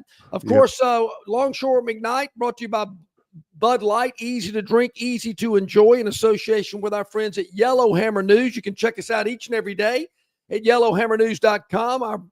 Our broadcast is shown there, as well as a write-up about the show each and every afternoon. Also, check us out on YouTube, Facebook, X, Instagram, Spotify. So many ways to check out our content. We really appreciate you hitting that like button, hit that subscribe button. Yep. We've got a lot more still to come. We're going to talk a little more round ball. Troy Trojans are in the NCAA tournament. One projection I see has them in Milwaukee. One projection I see has Troy in Seattle. Ooh. It's a long way to go. It's a long way to go. 20 minutes into our second live hour, it's Longshore and McKnight, presented by Bud Light. Phoenix Physical Therapy is ready to help patients recover, recharge, and rise. They develop a customized therapy plan for each patient to get them back to enjoying their favorite activities. Their experienced team is committed to providing exceptional care in a professional environment. Whether you're looking to prevent or treat an injury, recover from a recent illness, or recuperate from surgery, schedule an appointment with our clinic and take advantage of our physical therapy, athletic training, workers' comp, and employer solutions service. Experience elevated physical therapy today. Call Phoenix Physical Therapy at 239-9316. That's 239-9316. In sports, if you think joy only happens after you win, think again. Look at the world's most successful athletes like Serena Williams, Brooks Koepka, and Alex Morgan. They don't spend all their days grinding away. They take time to enjoy themselves, like getting together with friends over a Michelob Ultra, because they know that happiness is the key to winning, and that joy is the whole game, not just the end game. Michelob Ultra. 95 calories, 2.6 grams of carbs. It's only worth it if you enjoy it. Enjoy responsibly. AB Michelob Ultra Light Beer, St. Louis, Missouri. Local banking expertise, the newest innovations and technology, personal attention, genuine hospitality. It's all just part of the Riverbank and Trust difference. They invite you to experience it for yourself. Welcome to banking above and beyond at Riverbank and Trust. Locations throughout the river region, locations throughout the state of Alabama. Riverbank and Trust. Okay, about 21 minutes past the hour here on this Wednesday, Longshore and McKnight. I know you're anxiously waiting about the Phantom's daily dog, wondering, well, what happened with the Phantom? Well, we had a winner on Monday night. Yeah. In the day with the Phoenix Suns covering against the Memphis Grizzlies. Last night, Barry, we went to the Big 12 tournament in Kansas City. Right. Where Arizona State was taking on Kansas State. The Sun Devils were catching 5.5 points. 5.5? 5.5. Did you say 5? Nope. No. You said 5.5. Oh, okay. Yeah. Kansas State and Arizona State at the Big 12 Conference Tournament. Final score: Kansas State 71, Arizona State 66. Quick math here: 71 minus 66 equals 5. Yeah, it does. It equals 5. Hey, you barely covered. Yeah, okay, sure, barely. 5.5 was the line, and they lose by 5. Lose by 5. So you knew out there, you the viewing public, you knew there would be days like this. So don't be coming at the Phantom for covering by a half point. It don't matter. You knew that there's going to be a few times where it may be a half point, it may be a point, but it was going to be close. This is the one thing the Phantom has always told you. This is for amusement purposes only, but close don't count. You either do or you don't. You either cover or you do not. Maybe sometimes you push, but the point is still the same. That's Yeah, that's a winner. That is a WINNER chicken dinner. That's exactly right. I've used this analogy many, many a time. You're either pregnant or you're not. There's Right. no in between. There's one or the other. You've either won or you have not. And that is a winner. We got Arizona. Now, I know it was brought to my attention. They weren't even close to 5 the whole game. Don't care. It doesn't matter. I want to know where they were when the horn went off at the end of regulation. And the game or goes overtime. final. Yeah. That's all I need to know. Uh-huh. And Arizona State had more than enough. Yeah, more than enough. Sure. More than enough. More than enough to cover. Look, I know it's like Michigan State hitting it from half court at the buzzer. Hey, it counts, don't it? You know, we'll take that one too. So we're not going to sit here and gloat and, push our chest out and all that kind of stuff. Somebody was talking to me about this, because they were asking me when I was in Pensacola for the tournament about the Phantom and and the dogs and all that kind of stuff. Yeah. And they were asking me about this. Hardly anybody, do they call their man anymore, or is it all online? I mean, are you able to have that number that on your phone you have a different name for it, like you call him Rodrigo or somebody like that, so everybody can't look at your phone and say, oh, so that's John's man's number. So you don't ever call your man anymore. But if you did, he doesn't want to hear what John was just talking about. No, not at all. But you call your man, you say, hey man, I covered on this, right? Yeah, you covered. You're a winner. Man, it was so funny because, they were down 10 the whole game until that one guy got really hot and started hitting a couple of threes. And he don't want to hear the chatter about it. He don't want to hear about, hey man, I won that game. You got to pay me off. It was funny because early in the second half, I really thought our defense, he don't want to get into a conversation with you about how you covered. Hey, this is how you lost money to me, man.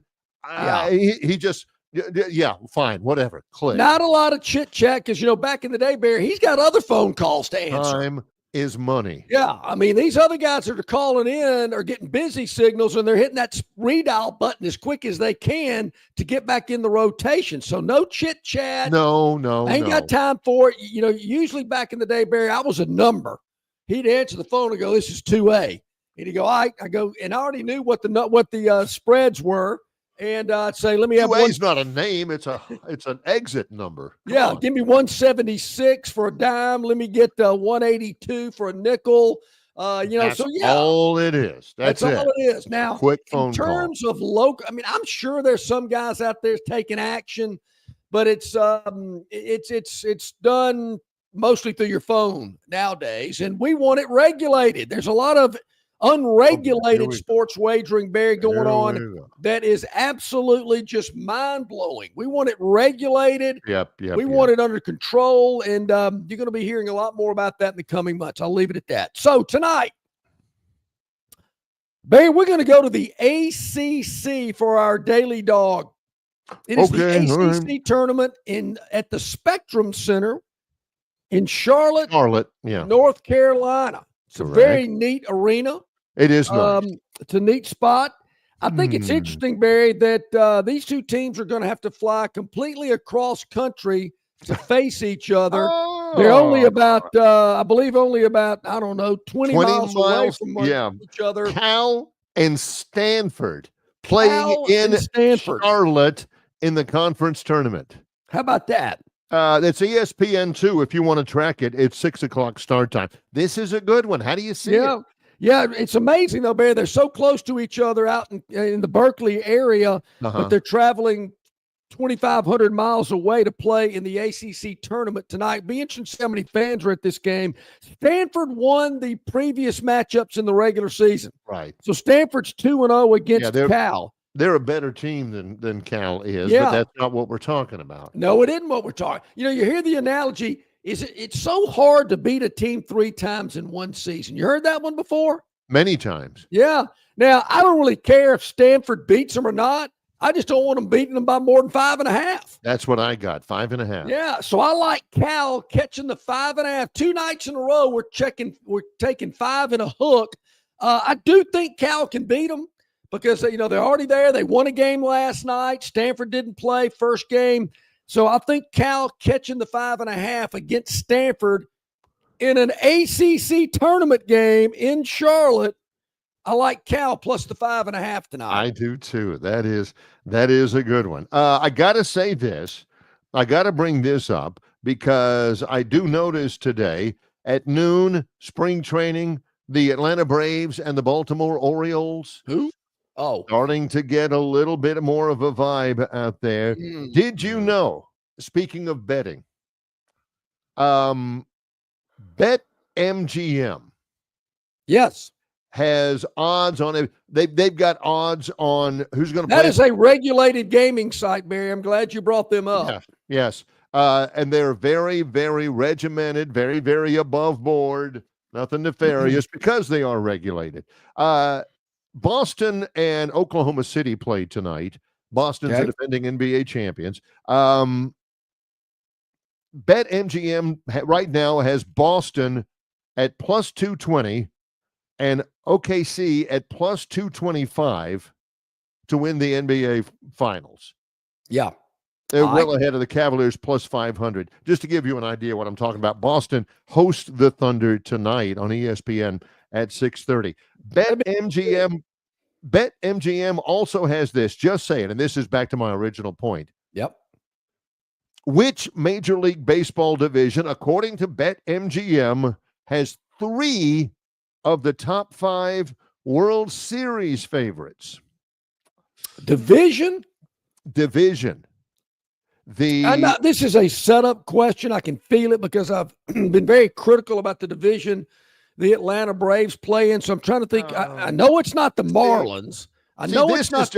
This is what bothers me because John's not using knowledge of Major League Baseball. He's using logic. Well, Barry probably wouldn't bring this up. It didn't have something to do with the Atlanta Braves. He's cheating on this one. He's not going pure baseball expertise. He's going, geez, why is Barry bringing this up? Must have something to do with the Braves. Bob's asking the same thing. Wake up, Bob. I get it. It's going to be a long Bob, summer you can stay with asleep. baseball. That'd be fine. The National League East. The Braves are a favorite to win the National League East. They're plus 900 to win the World Series. The Phillies plus 1,100. And the Mets, who had all of this off-season acquisition, all the spending, at plus 1,200. Weren't the Phillies terrible 2 or 3 years ago? Am I missing something here? Yeah, they're really good. So yeah, just a little taste for all of you baseball aficionados out there. Let me ask you this: where are the Marlins, who the Braves seem to play 100 times in the regular season, and the Nationals? I knew he was going to say the Nationals. Where are they in that? I had to think, are they just Senators? I can remember what their name was. Where are they? They are non-factors. Okay.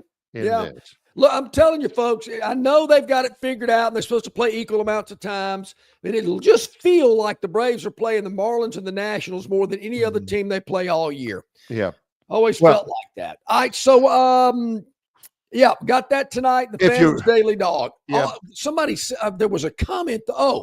Chris the Bammer wants to know, will the Phantom be picking UFL games in the Daily Dog segment? Possibly. Could. I mean, I'm not saying no, but I would say there's a very good chance the Phantom will be picking UFL games. He killed it back in college in the old USFL. He loves spring football, I'm told. So UFL gets started this month. Yes. First games will be March the 28th, a little bit more than 2 weeks ago, and you got pro football. I mean, give me the St. Louis Battlehawks minus 3.5 at the Houston Roughnecks. You think the Phantom's not going to take a look at that? Is AJ McCarron still the quarterback for the Battlehawks? I think he was last year. I'm going to have to look at it. That's a really good question. When the San Antonio Brahmas meet the Arlington Renegades in week 1, my gosh. Phantom's going to be taking a look at that. Mm-hmm. It's going to be great. We'll take a break. Yep, let's do it. Yeah, this got a lot more still to do. Chris the Bammer is really banging the monkey for the topic wheel. We got that loaded up. We'll have that coming up as well. He's John Longshore. I'm Barry McKnight. In association with Yellowhammer News, it's Longshore and McKnight, presented by Bud Light. The Destin Connection Seafood Market offers the freshest seafood direct from the Gulf of Mexico with deliveries daily. Snapper, grouper, pompano, flounder, copia, along with medium, large, and jumbo shrimp, hand-picked crab meat, and chucked oysters. They can even cook your order for easy, quick pickup. The Destin Connection can make a po' boy with any of their seafood items that folks in New Orleans rave about. Go by and see them at 3750 Norman Bridge Road or call 288-4272 for pickup orders. This isn't going to work. No matter what we say, some people still drive drunk. But we're Budweiser. Giving a damn is what we do. So, if you think it's okay to drive drunk, if you think it's something that's debatable, or you just simply don't care, this Bud is not for you. Give a damn. Don't drive drunk. Enjoy responsibly. Budweiser Beer, Anheuser-Busch, St. Louis, Missouri. Well, the Crimson Tide and the Auburn Tigers are really hot in college basketball, and so are the deals at Stivers Chrysler Dodge Jeep Ram in Prattville. Alabama and Northwest Florida's largest volume Ram truck dealer is Stivers in Prattville. And at Stivers, they have the largest selection of Ram trucks priced at thousands less than other dealers. How about a 2025 Ram Bighorn 4x4 crew cab with savings of up to $15,000 off sticker price? Also at Stivers Chrysler Dodge Jeep Ram, they have fantastic savings on the entire Jeep lineup, like the Wranglers and Jeep Grand Cherokees. Head over to Stivers Chrysler Dodge Jeep Ram today on Cobbs Ford Road in Prattville, where Price sells cars and trucks. Okay, it's about 25 minutes to the top of the hour on this Wednesday here, Longshore and McKnight, presented by Bud Light. I'll give you a little insight on the topic wheel yesterday here on the program. Right. Did a little differently. It was still the Victoryland 777 topic wheel. Of course, always will be. Gurn actually submitted the topics. Gurn Jr. submitted the topic, so I had no idea. Similar to, I guess, how you feel on these topic wheel.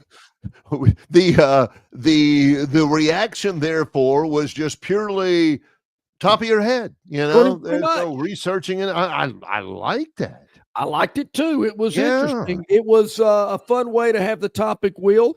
I think Chris really enjoyed it. Greg, on the other hand, he said his head was exploding because Gurn had a lot of topics on the wheel. Woo! I mean, that wheel was it was having a hard time spinning. There were so many topics on it, but we got through it. It was a lot of fun. Not knowing what was coming at you was kind of neat. I don't know if I'd want to do that each and every day, but I do. That's the way I would handle it every day. It was kind of fun. So we enjoyed that.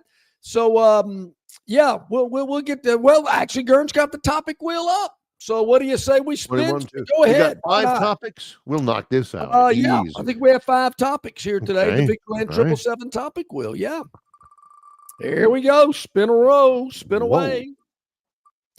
And it's going to land on, delivery. Cesarean, natural birth. I have a buddy of mine named Chuck whose wife actually gave birth in a taxi right in front of the Troy Regional Medical Center.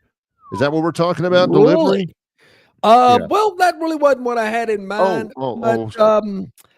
Deliveries in general. You know, back in the day, Barry, when we were in high school, I thought the coolest thing out there was Domino's could bring a pizza to your house. I'd never seen that before. I mean, maybe they had it in bigger markets where, you know, some local pizzeria would deliver it to your apartment or something in Midtown Manhattan. But in little old Montgomery, Alabama, I'm thinking, wow, the guy will actually bring a pizza to my house? Thought that was really, really cool. So I thought more and more about it. And I know the delivery business is really popular. During COVID, it got real popular. I can only think of one thing. Well, I mean, Amazon doesn't really count, because so many people do that. It's so easy. But I'm thinking more like delivery items in terms of food, that type of stuff, groceries. I know a lot of people have their groceries delivered. My problem with that, I want to pick out my own produce. I want to pick out my own meat and poultry. So if I'm not buying those type of grocery items, I'm okay with it. But do people really do that? I mean, I know the delivery business is hot, so it must be popular. I don't know. Again, my schedule's so crazy. I never know when I'm home or not home. We don't do that. I should do that. Troy's a small town. We don't have all of that stuff like Uber Eats and Shipt and all of those kind of things. But I do see it a lot. I'm not against technology. As a matter of fact, I like to think I'm kind of progressive in terms of technology. I know how to do a lot of stuff that I need to do, but I've never really been a guy to call DoorDash and say, hey, bring me Chick-fil-A or, give me some Chipotle. I never have been that guy. D and I'll get in the car and we'll go get something, and spend a little time and talk and, enjoy the sunshine or whatever. I'm not against it or anything, but I'm the same way as you. As far as groceries go, I'll never forget. I think it was my mom, may have been my sister. They had placed an order at the local place for bananas, amongst their other grocery items for bananas. Yeah. How many bananas? You click up to raise your order, you click down to lower your order number. And I guess I think it was my mom. She said she wanted a dozen bananas. So it said bananas on her order, and she clicked at 12 bananas. John, it's 12 orders of bananas. Yes. Ouch. She got like 144 bananas coming to her house. That's a gross. She's asked everybody around there, hey, anybody want any bananas? I got some bananas. Yep, that would be me. Pudding. I would be that kind of screw that thing up. I'm not I'm not. I don't get it. I'll have stuff like I know, like Walmart delivers, but I'm getting them to deliver laundry detergent, paper towel, coffee pods, but no type of fruit. But I just was curious how people get into that type of delivery type stuff. I remember maybe it was right after COVID, and the boys got a bunch of gift cards or whatever. And like the doorbell would ring and there'd be some guy with a McDonald's bag.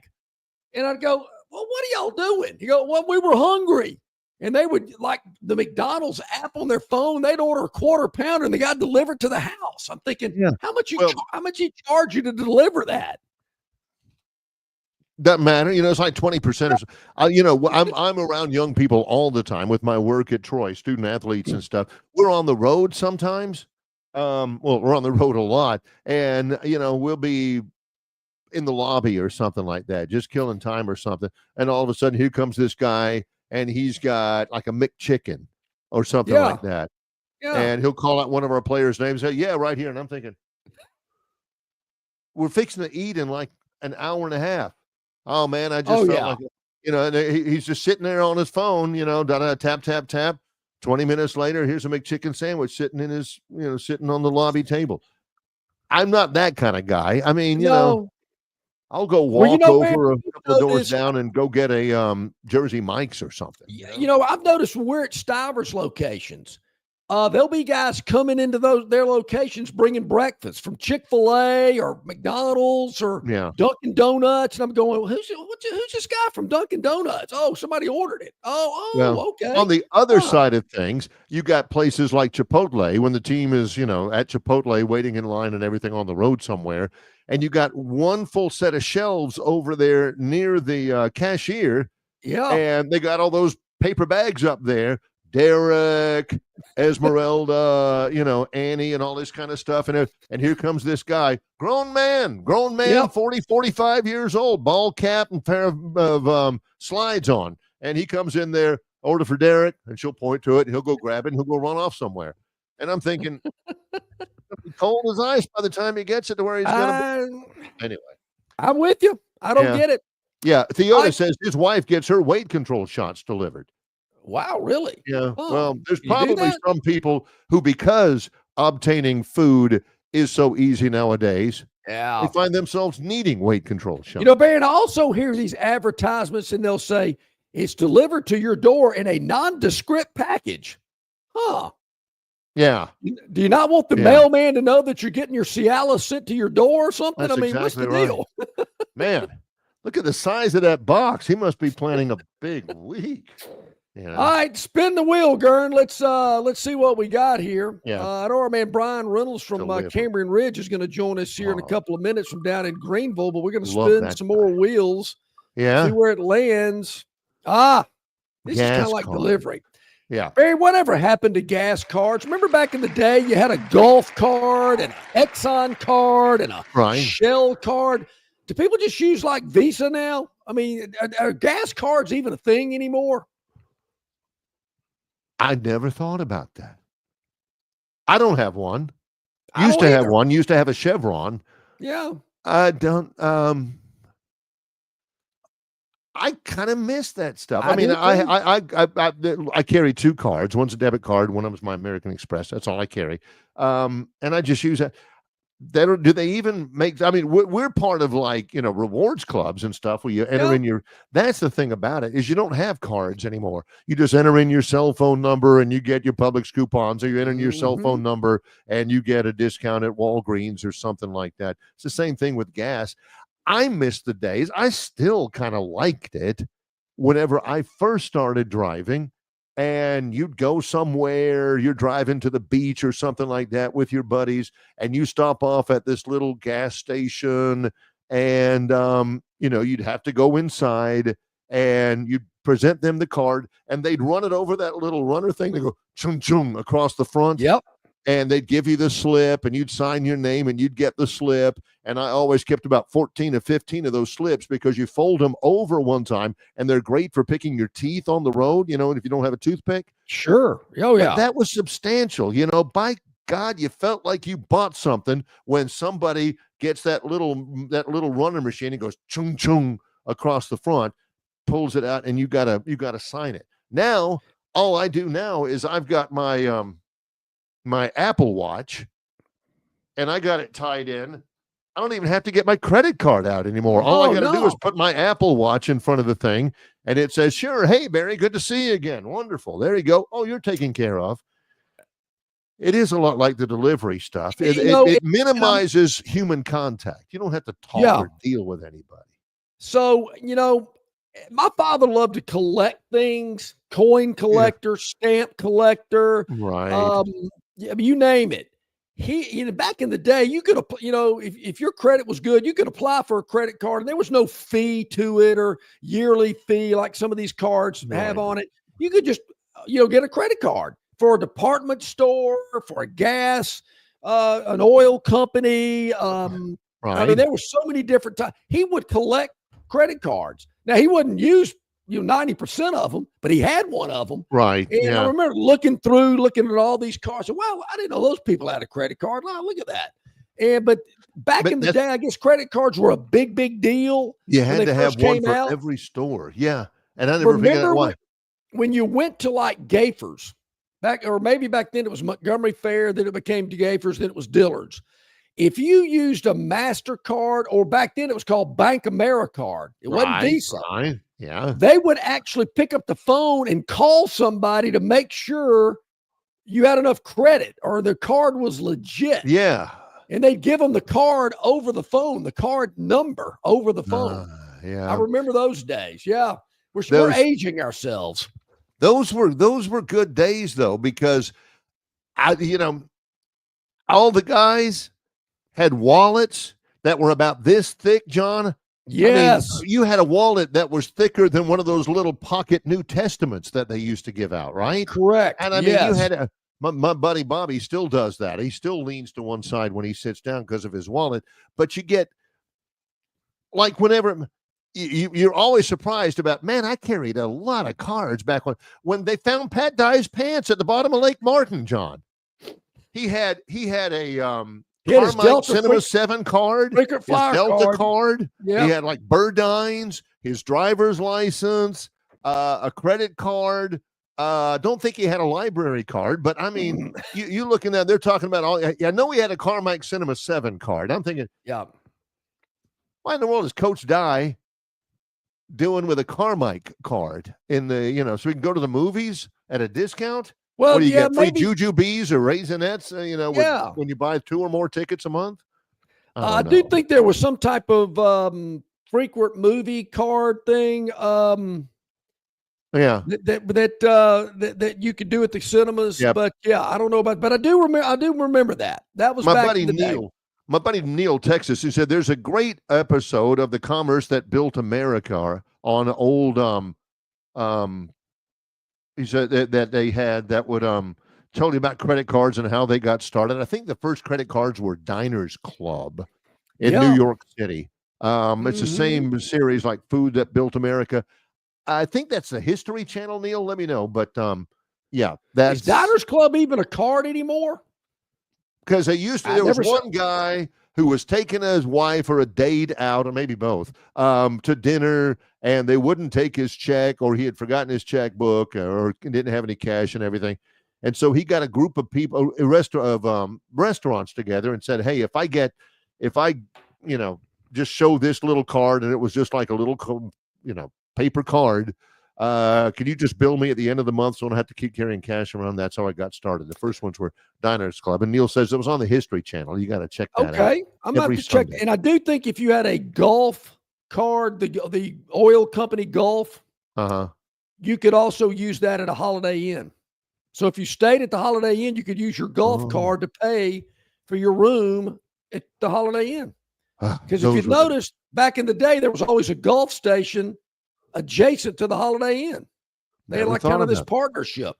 So you could do that. You sure could. All right, Gern, let's spin it again as we wait for Brian to join us here this morning, and 3 more left. Yep. And we spin it, and it's going to land on you're out. Yeah, no, more like you're out. And you mentioned it, and I got to tell you, Barry, I'm feeling bad for this for Major League Baseball. I'm not hearing any buzz. I'm not hearing any talk. What? I mean, spring training, what are you talking? Huh? Really? Oh my God! I mean, until you brought it up this morning, I'm thinking, huh? Really?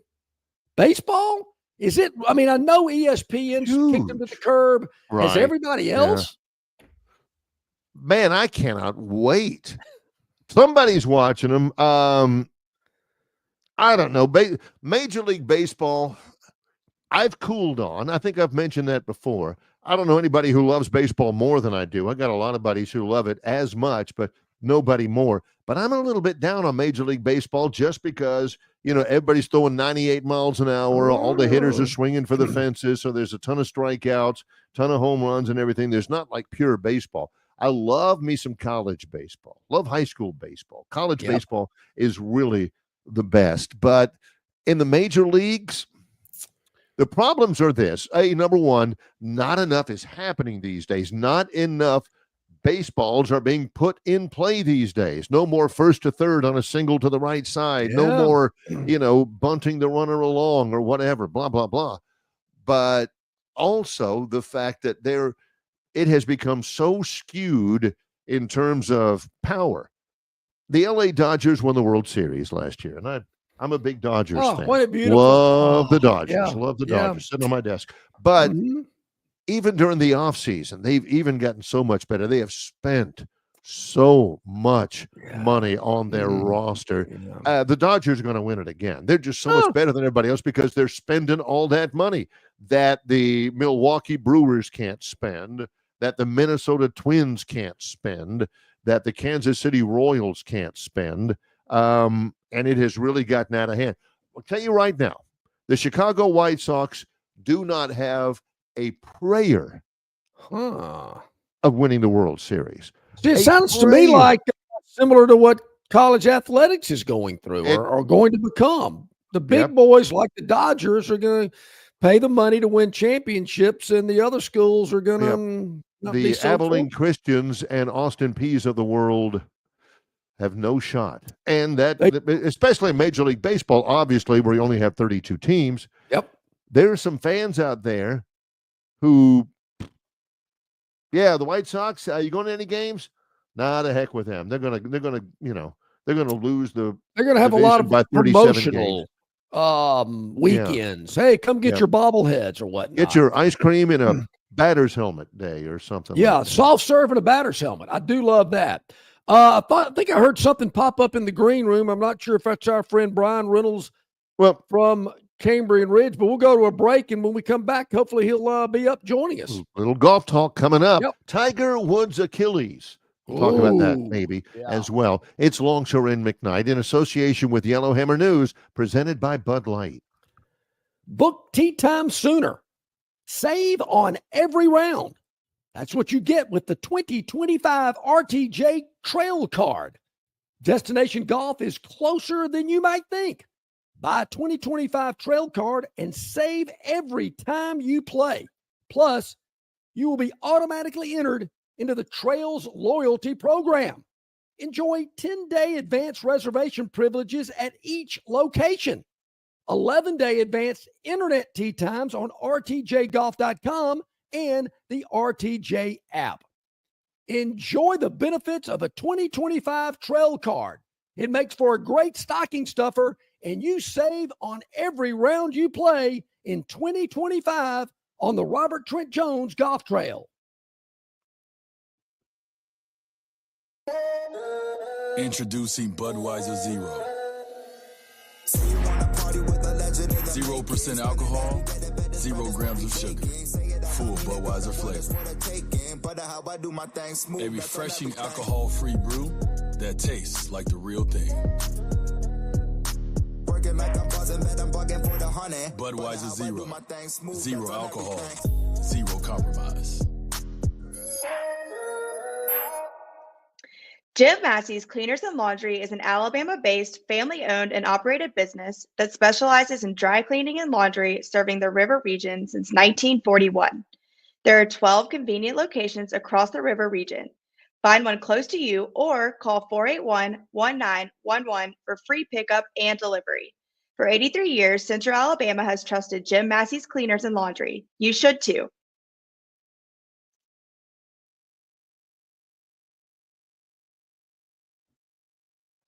Back again with Longshore and McKnight, presented by Bud Light. By Bud Light. Robbie says, John, the reason Auburn is playing at noon instead of primetime is because they earned the right to have more rest between days. Winning the SEC title with games back-to-back days makes no sense to play in primetime. That's not wrong. The thing is, even though Robbie got up early yesterday, if it wasn't yesterday, it was the day before. We actually discussed that. Yeah, it was not the day before because I would have remembered that. It must have been yesterday. Yeah. Hey, you give them more time to rest. The number 1 seed plays early. I mean, you wouldn't want them playing where Alabama's playing, then have to play the next day at noon. It's kind of stupid. So I get it. I mean, yeah, maybe the number 1 seed should be in prime time, but I think the teams and the coaches would rather have more rest, hence the early tip for their first game. Robbie, thank you, though, for bringing that back up again. So maybe some of our audience that did not know that. Also, a lot of our audience members are wondering, what is the featured team tomorrow? Well, if you know your alphabet, Kentucky is up tomorrow. So we'll go over the Wildcat schedule, which I don't think is going to be a good year for them. I do not either. Their over-under, according to BetMGM, is, I think, the second lowest, the third lowest out there. Yeah. We'll know more, and we'll talk a little bit about this tomorrow. We'll know more about Kentucky after that Toledo game. Yeah. To open the season. Later on, when they've got Tennessee Tech coming in, that may answer some questions. Yeah. I got you. Whoa. What's going on with my phone there? All right, so Brian's having a little technical issue. We'll try to reach out to him tomorrow. Maybe we can clear the wheel. Let's see if we can clear the wheel today. Chris doesn't think we can do it. He says, spin it. All right, Gurn, spin the wheel. Let's see what's going on. And it's going to land on, a team that we've talked a lot about today, the Troy Trojans. We know they're going to the NCAA tournament. Not sure where. Woo, could Seattle be a location? Barry, you mentioned that earlier today. Man, that'd be quite the trip. I see one projection that has Troy going to Seattle to take on Maryland. John and I talked about that briefly. Another one has Troy projected. Our guy Jerry Palm, who I really like, has Troy projected to go to Milwaukee as a 13 seed. So there is, I'd like to go somewhere out there. Troy has been to Nashville for the NCAA tournament. Troy has been to Greenville, South Carolina for the NCAA tournament. I want, logistically, I know there are issues. I'd love to have a lot of Troy fans there, but why not Seattle? Why not something like that? Just to get out and look around a little bit. Coming up this weekend at Troy, there is softball. There's actually softball tonight at 3:30 and 6 against Alabama A&M. Troy softball opens Sunbelt play on Friday against Coastal Carolina at 5:30.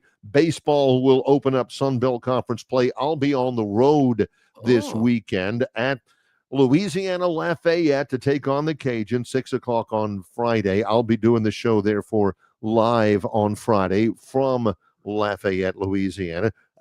Women's tennis, men's tennis, there's a ton of stuff going on at Troy, and there will be an announcement about a watch party for Sunday's Selection Sundays show. It'll be Sunday at 5 on CBS after all the tournaments are over with. Troy will have an announcement, TroyTrojans.com, or I'll let you know when and where that watch party is going to take place to see where the Trojans go in the field of 68. Yeah, awesome. Man, that is fantastic. Good to know that about the Trojans. And, man, it's going to be fun to see where they go, where everybody else goes. I think that'll be unbelievable. One more? Let's knock this one out. TP. Yeah, let's do it. Let's spin it to make it official. And then I think actually we do have Brian that can join us quickly before we wrap up today. Spin it, Gern. Let's make it official. Barry, this is what – maybe I'm in a time warp here. Maybe I missed out on this. I thought they moved the TPC to after the Masters so they could have like 5 consecutive months of a really big tournament. The Players' Championship has always been known as the 5th major, so to speak. We talked about it yesterday, and I know I watched Golf Channel. They're promoting the event. I don't like it in March. I liked it in May. Why did this thing get moved? I need to write some letters to the PGA commissioner and say, you didn't pass this by me first. I wasn't sure because I thought John might allude to the TPC standing for Toilet Paper College or something like that. But it's the PGA Tour, the Players' Championship at TPC Sawgrass. The last big event on the PGA Tour schedule before the Masters next month, and looking for a historic three-peat. Is Scotty Scheffler at the Players' Championship. He won it with a 5-shot win in 2023, and then last year, a 1-shot win over Xander Schauffele, 8-under final round. If he can pull this off, and Scotty Scheffler is without a doubt the best golfer in the world right now, if he can pull that off again, he would be, in the TPC, the first golfer in history to win the event for 3 straight years. I'm going to be $25 million purse. The winner will win $4.5 million. So let's Brian Reynolds, the director of golf at Cambrian Ridge on the Robert Trent Jones Golf Trail in Greenville, joining us here this morning. And I got to tell you, Brian, I just got lost in the shuffle. I did not realize the TPC was back in the month of March. I liked it in the month of May. Yeah, the tours, ever since the announcement of Live Golf, man, they've been backpedaling, not really on any page of anything. I don't know what's happening. If you read the articles, it said that a lot of the Live guys were going to be here for this event. They're not in the field, so I don't know what's happening. I thought there was some type of merger in the works. But the tour and those guys on the tour, they're hush lip, man. They don't talk a lot. A lot of egos out there from upper management, and they don't want to be left looking like a fool or holding the bag. So, Well, I've got one more golf question before we start talking about the beautiful course down at Cambrian Ridge on the Robert Trent Jones Golf Trail. And there's a lot to talk about there. Tiger Woods tears his Achilles. He ain't going to play in a major this year. I don't know if he'll. I remember when, John, was it Carl Spackler who was talking about you can just cut the hamstring? And how important is the Achilles tendon in a golf swing? I wonder. Carl Spackler says you can get that tendon and, you'll, I don't know, never hit it straight again. Yeah, he'll be slicing it the rest of his life. I think that's what I'm going to blame my golf swing on, is the Achilles. Poor Tiger Woods, though, man.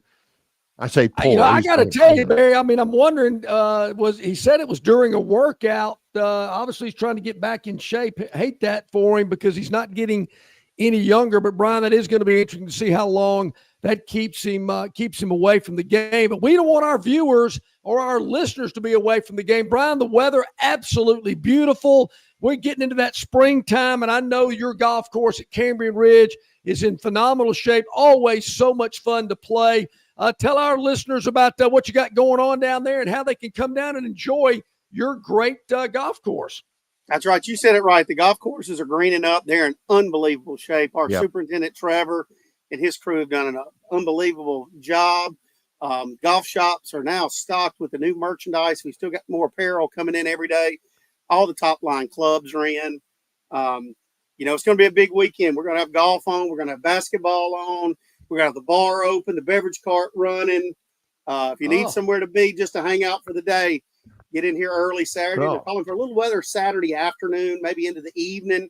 We get that morning round, and, man, that's the time to play anyway. I mean, it's so pretty out here right now. It's unbelievable. Oh, I can believe it for sure. It is beautiful at Cambrian Ridge in Greenville on the Robert Trent Jones Golf Trail. Brian, you still at 382-9787 for tee times and more information? That's it, or go to rtjgolf.com, and you can book there either way. It's very easy, very simple. To get your group together, head to Cambrian Ridge. Brian, thank you so much, my friend. We always enjoy it. We'll talk again soon. Thanks, guys. Thank you, buddy. Really appreciate that. Barry, tomorrow, Jason Caldwell of Auburn Undercover will join us on the program at the bottom of the first hour. We'll get the Tighter Insider, Rodney Orr, presented by our friends at the Destin Connection Seafood Market at the top of hour number 2. And Bart Heisch, our resident basketball insider, previews the SEC tournament, kind of reviews and previews the SEC tournament with us tomorrow. Many thanks to C.J. Duncan for joining us, Brian Reynolds from Cambrian Ridge, and all of you watching and listening. Also to our producer, Kern Jr. For John Longshore, I'm Barry McKnight. In association with Yellowhammer News, it's Longshore and McKnight, presented by Bud Light.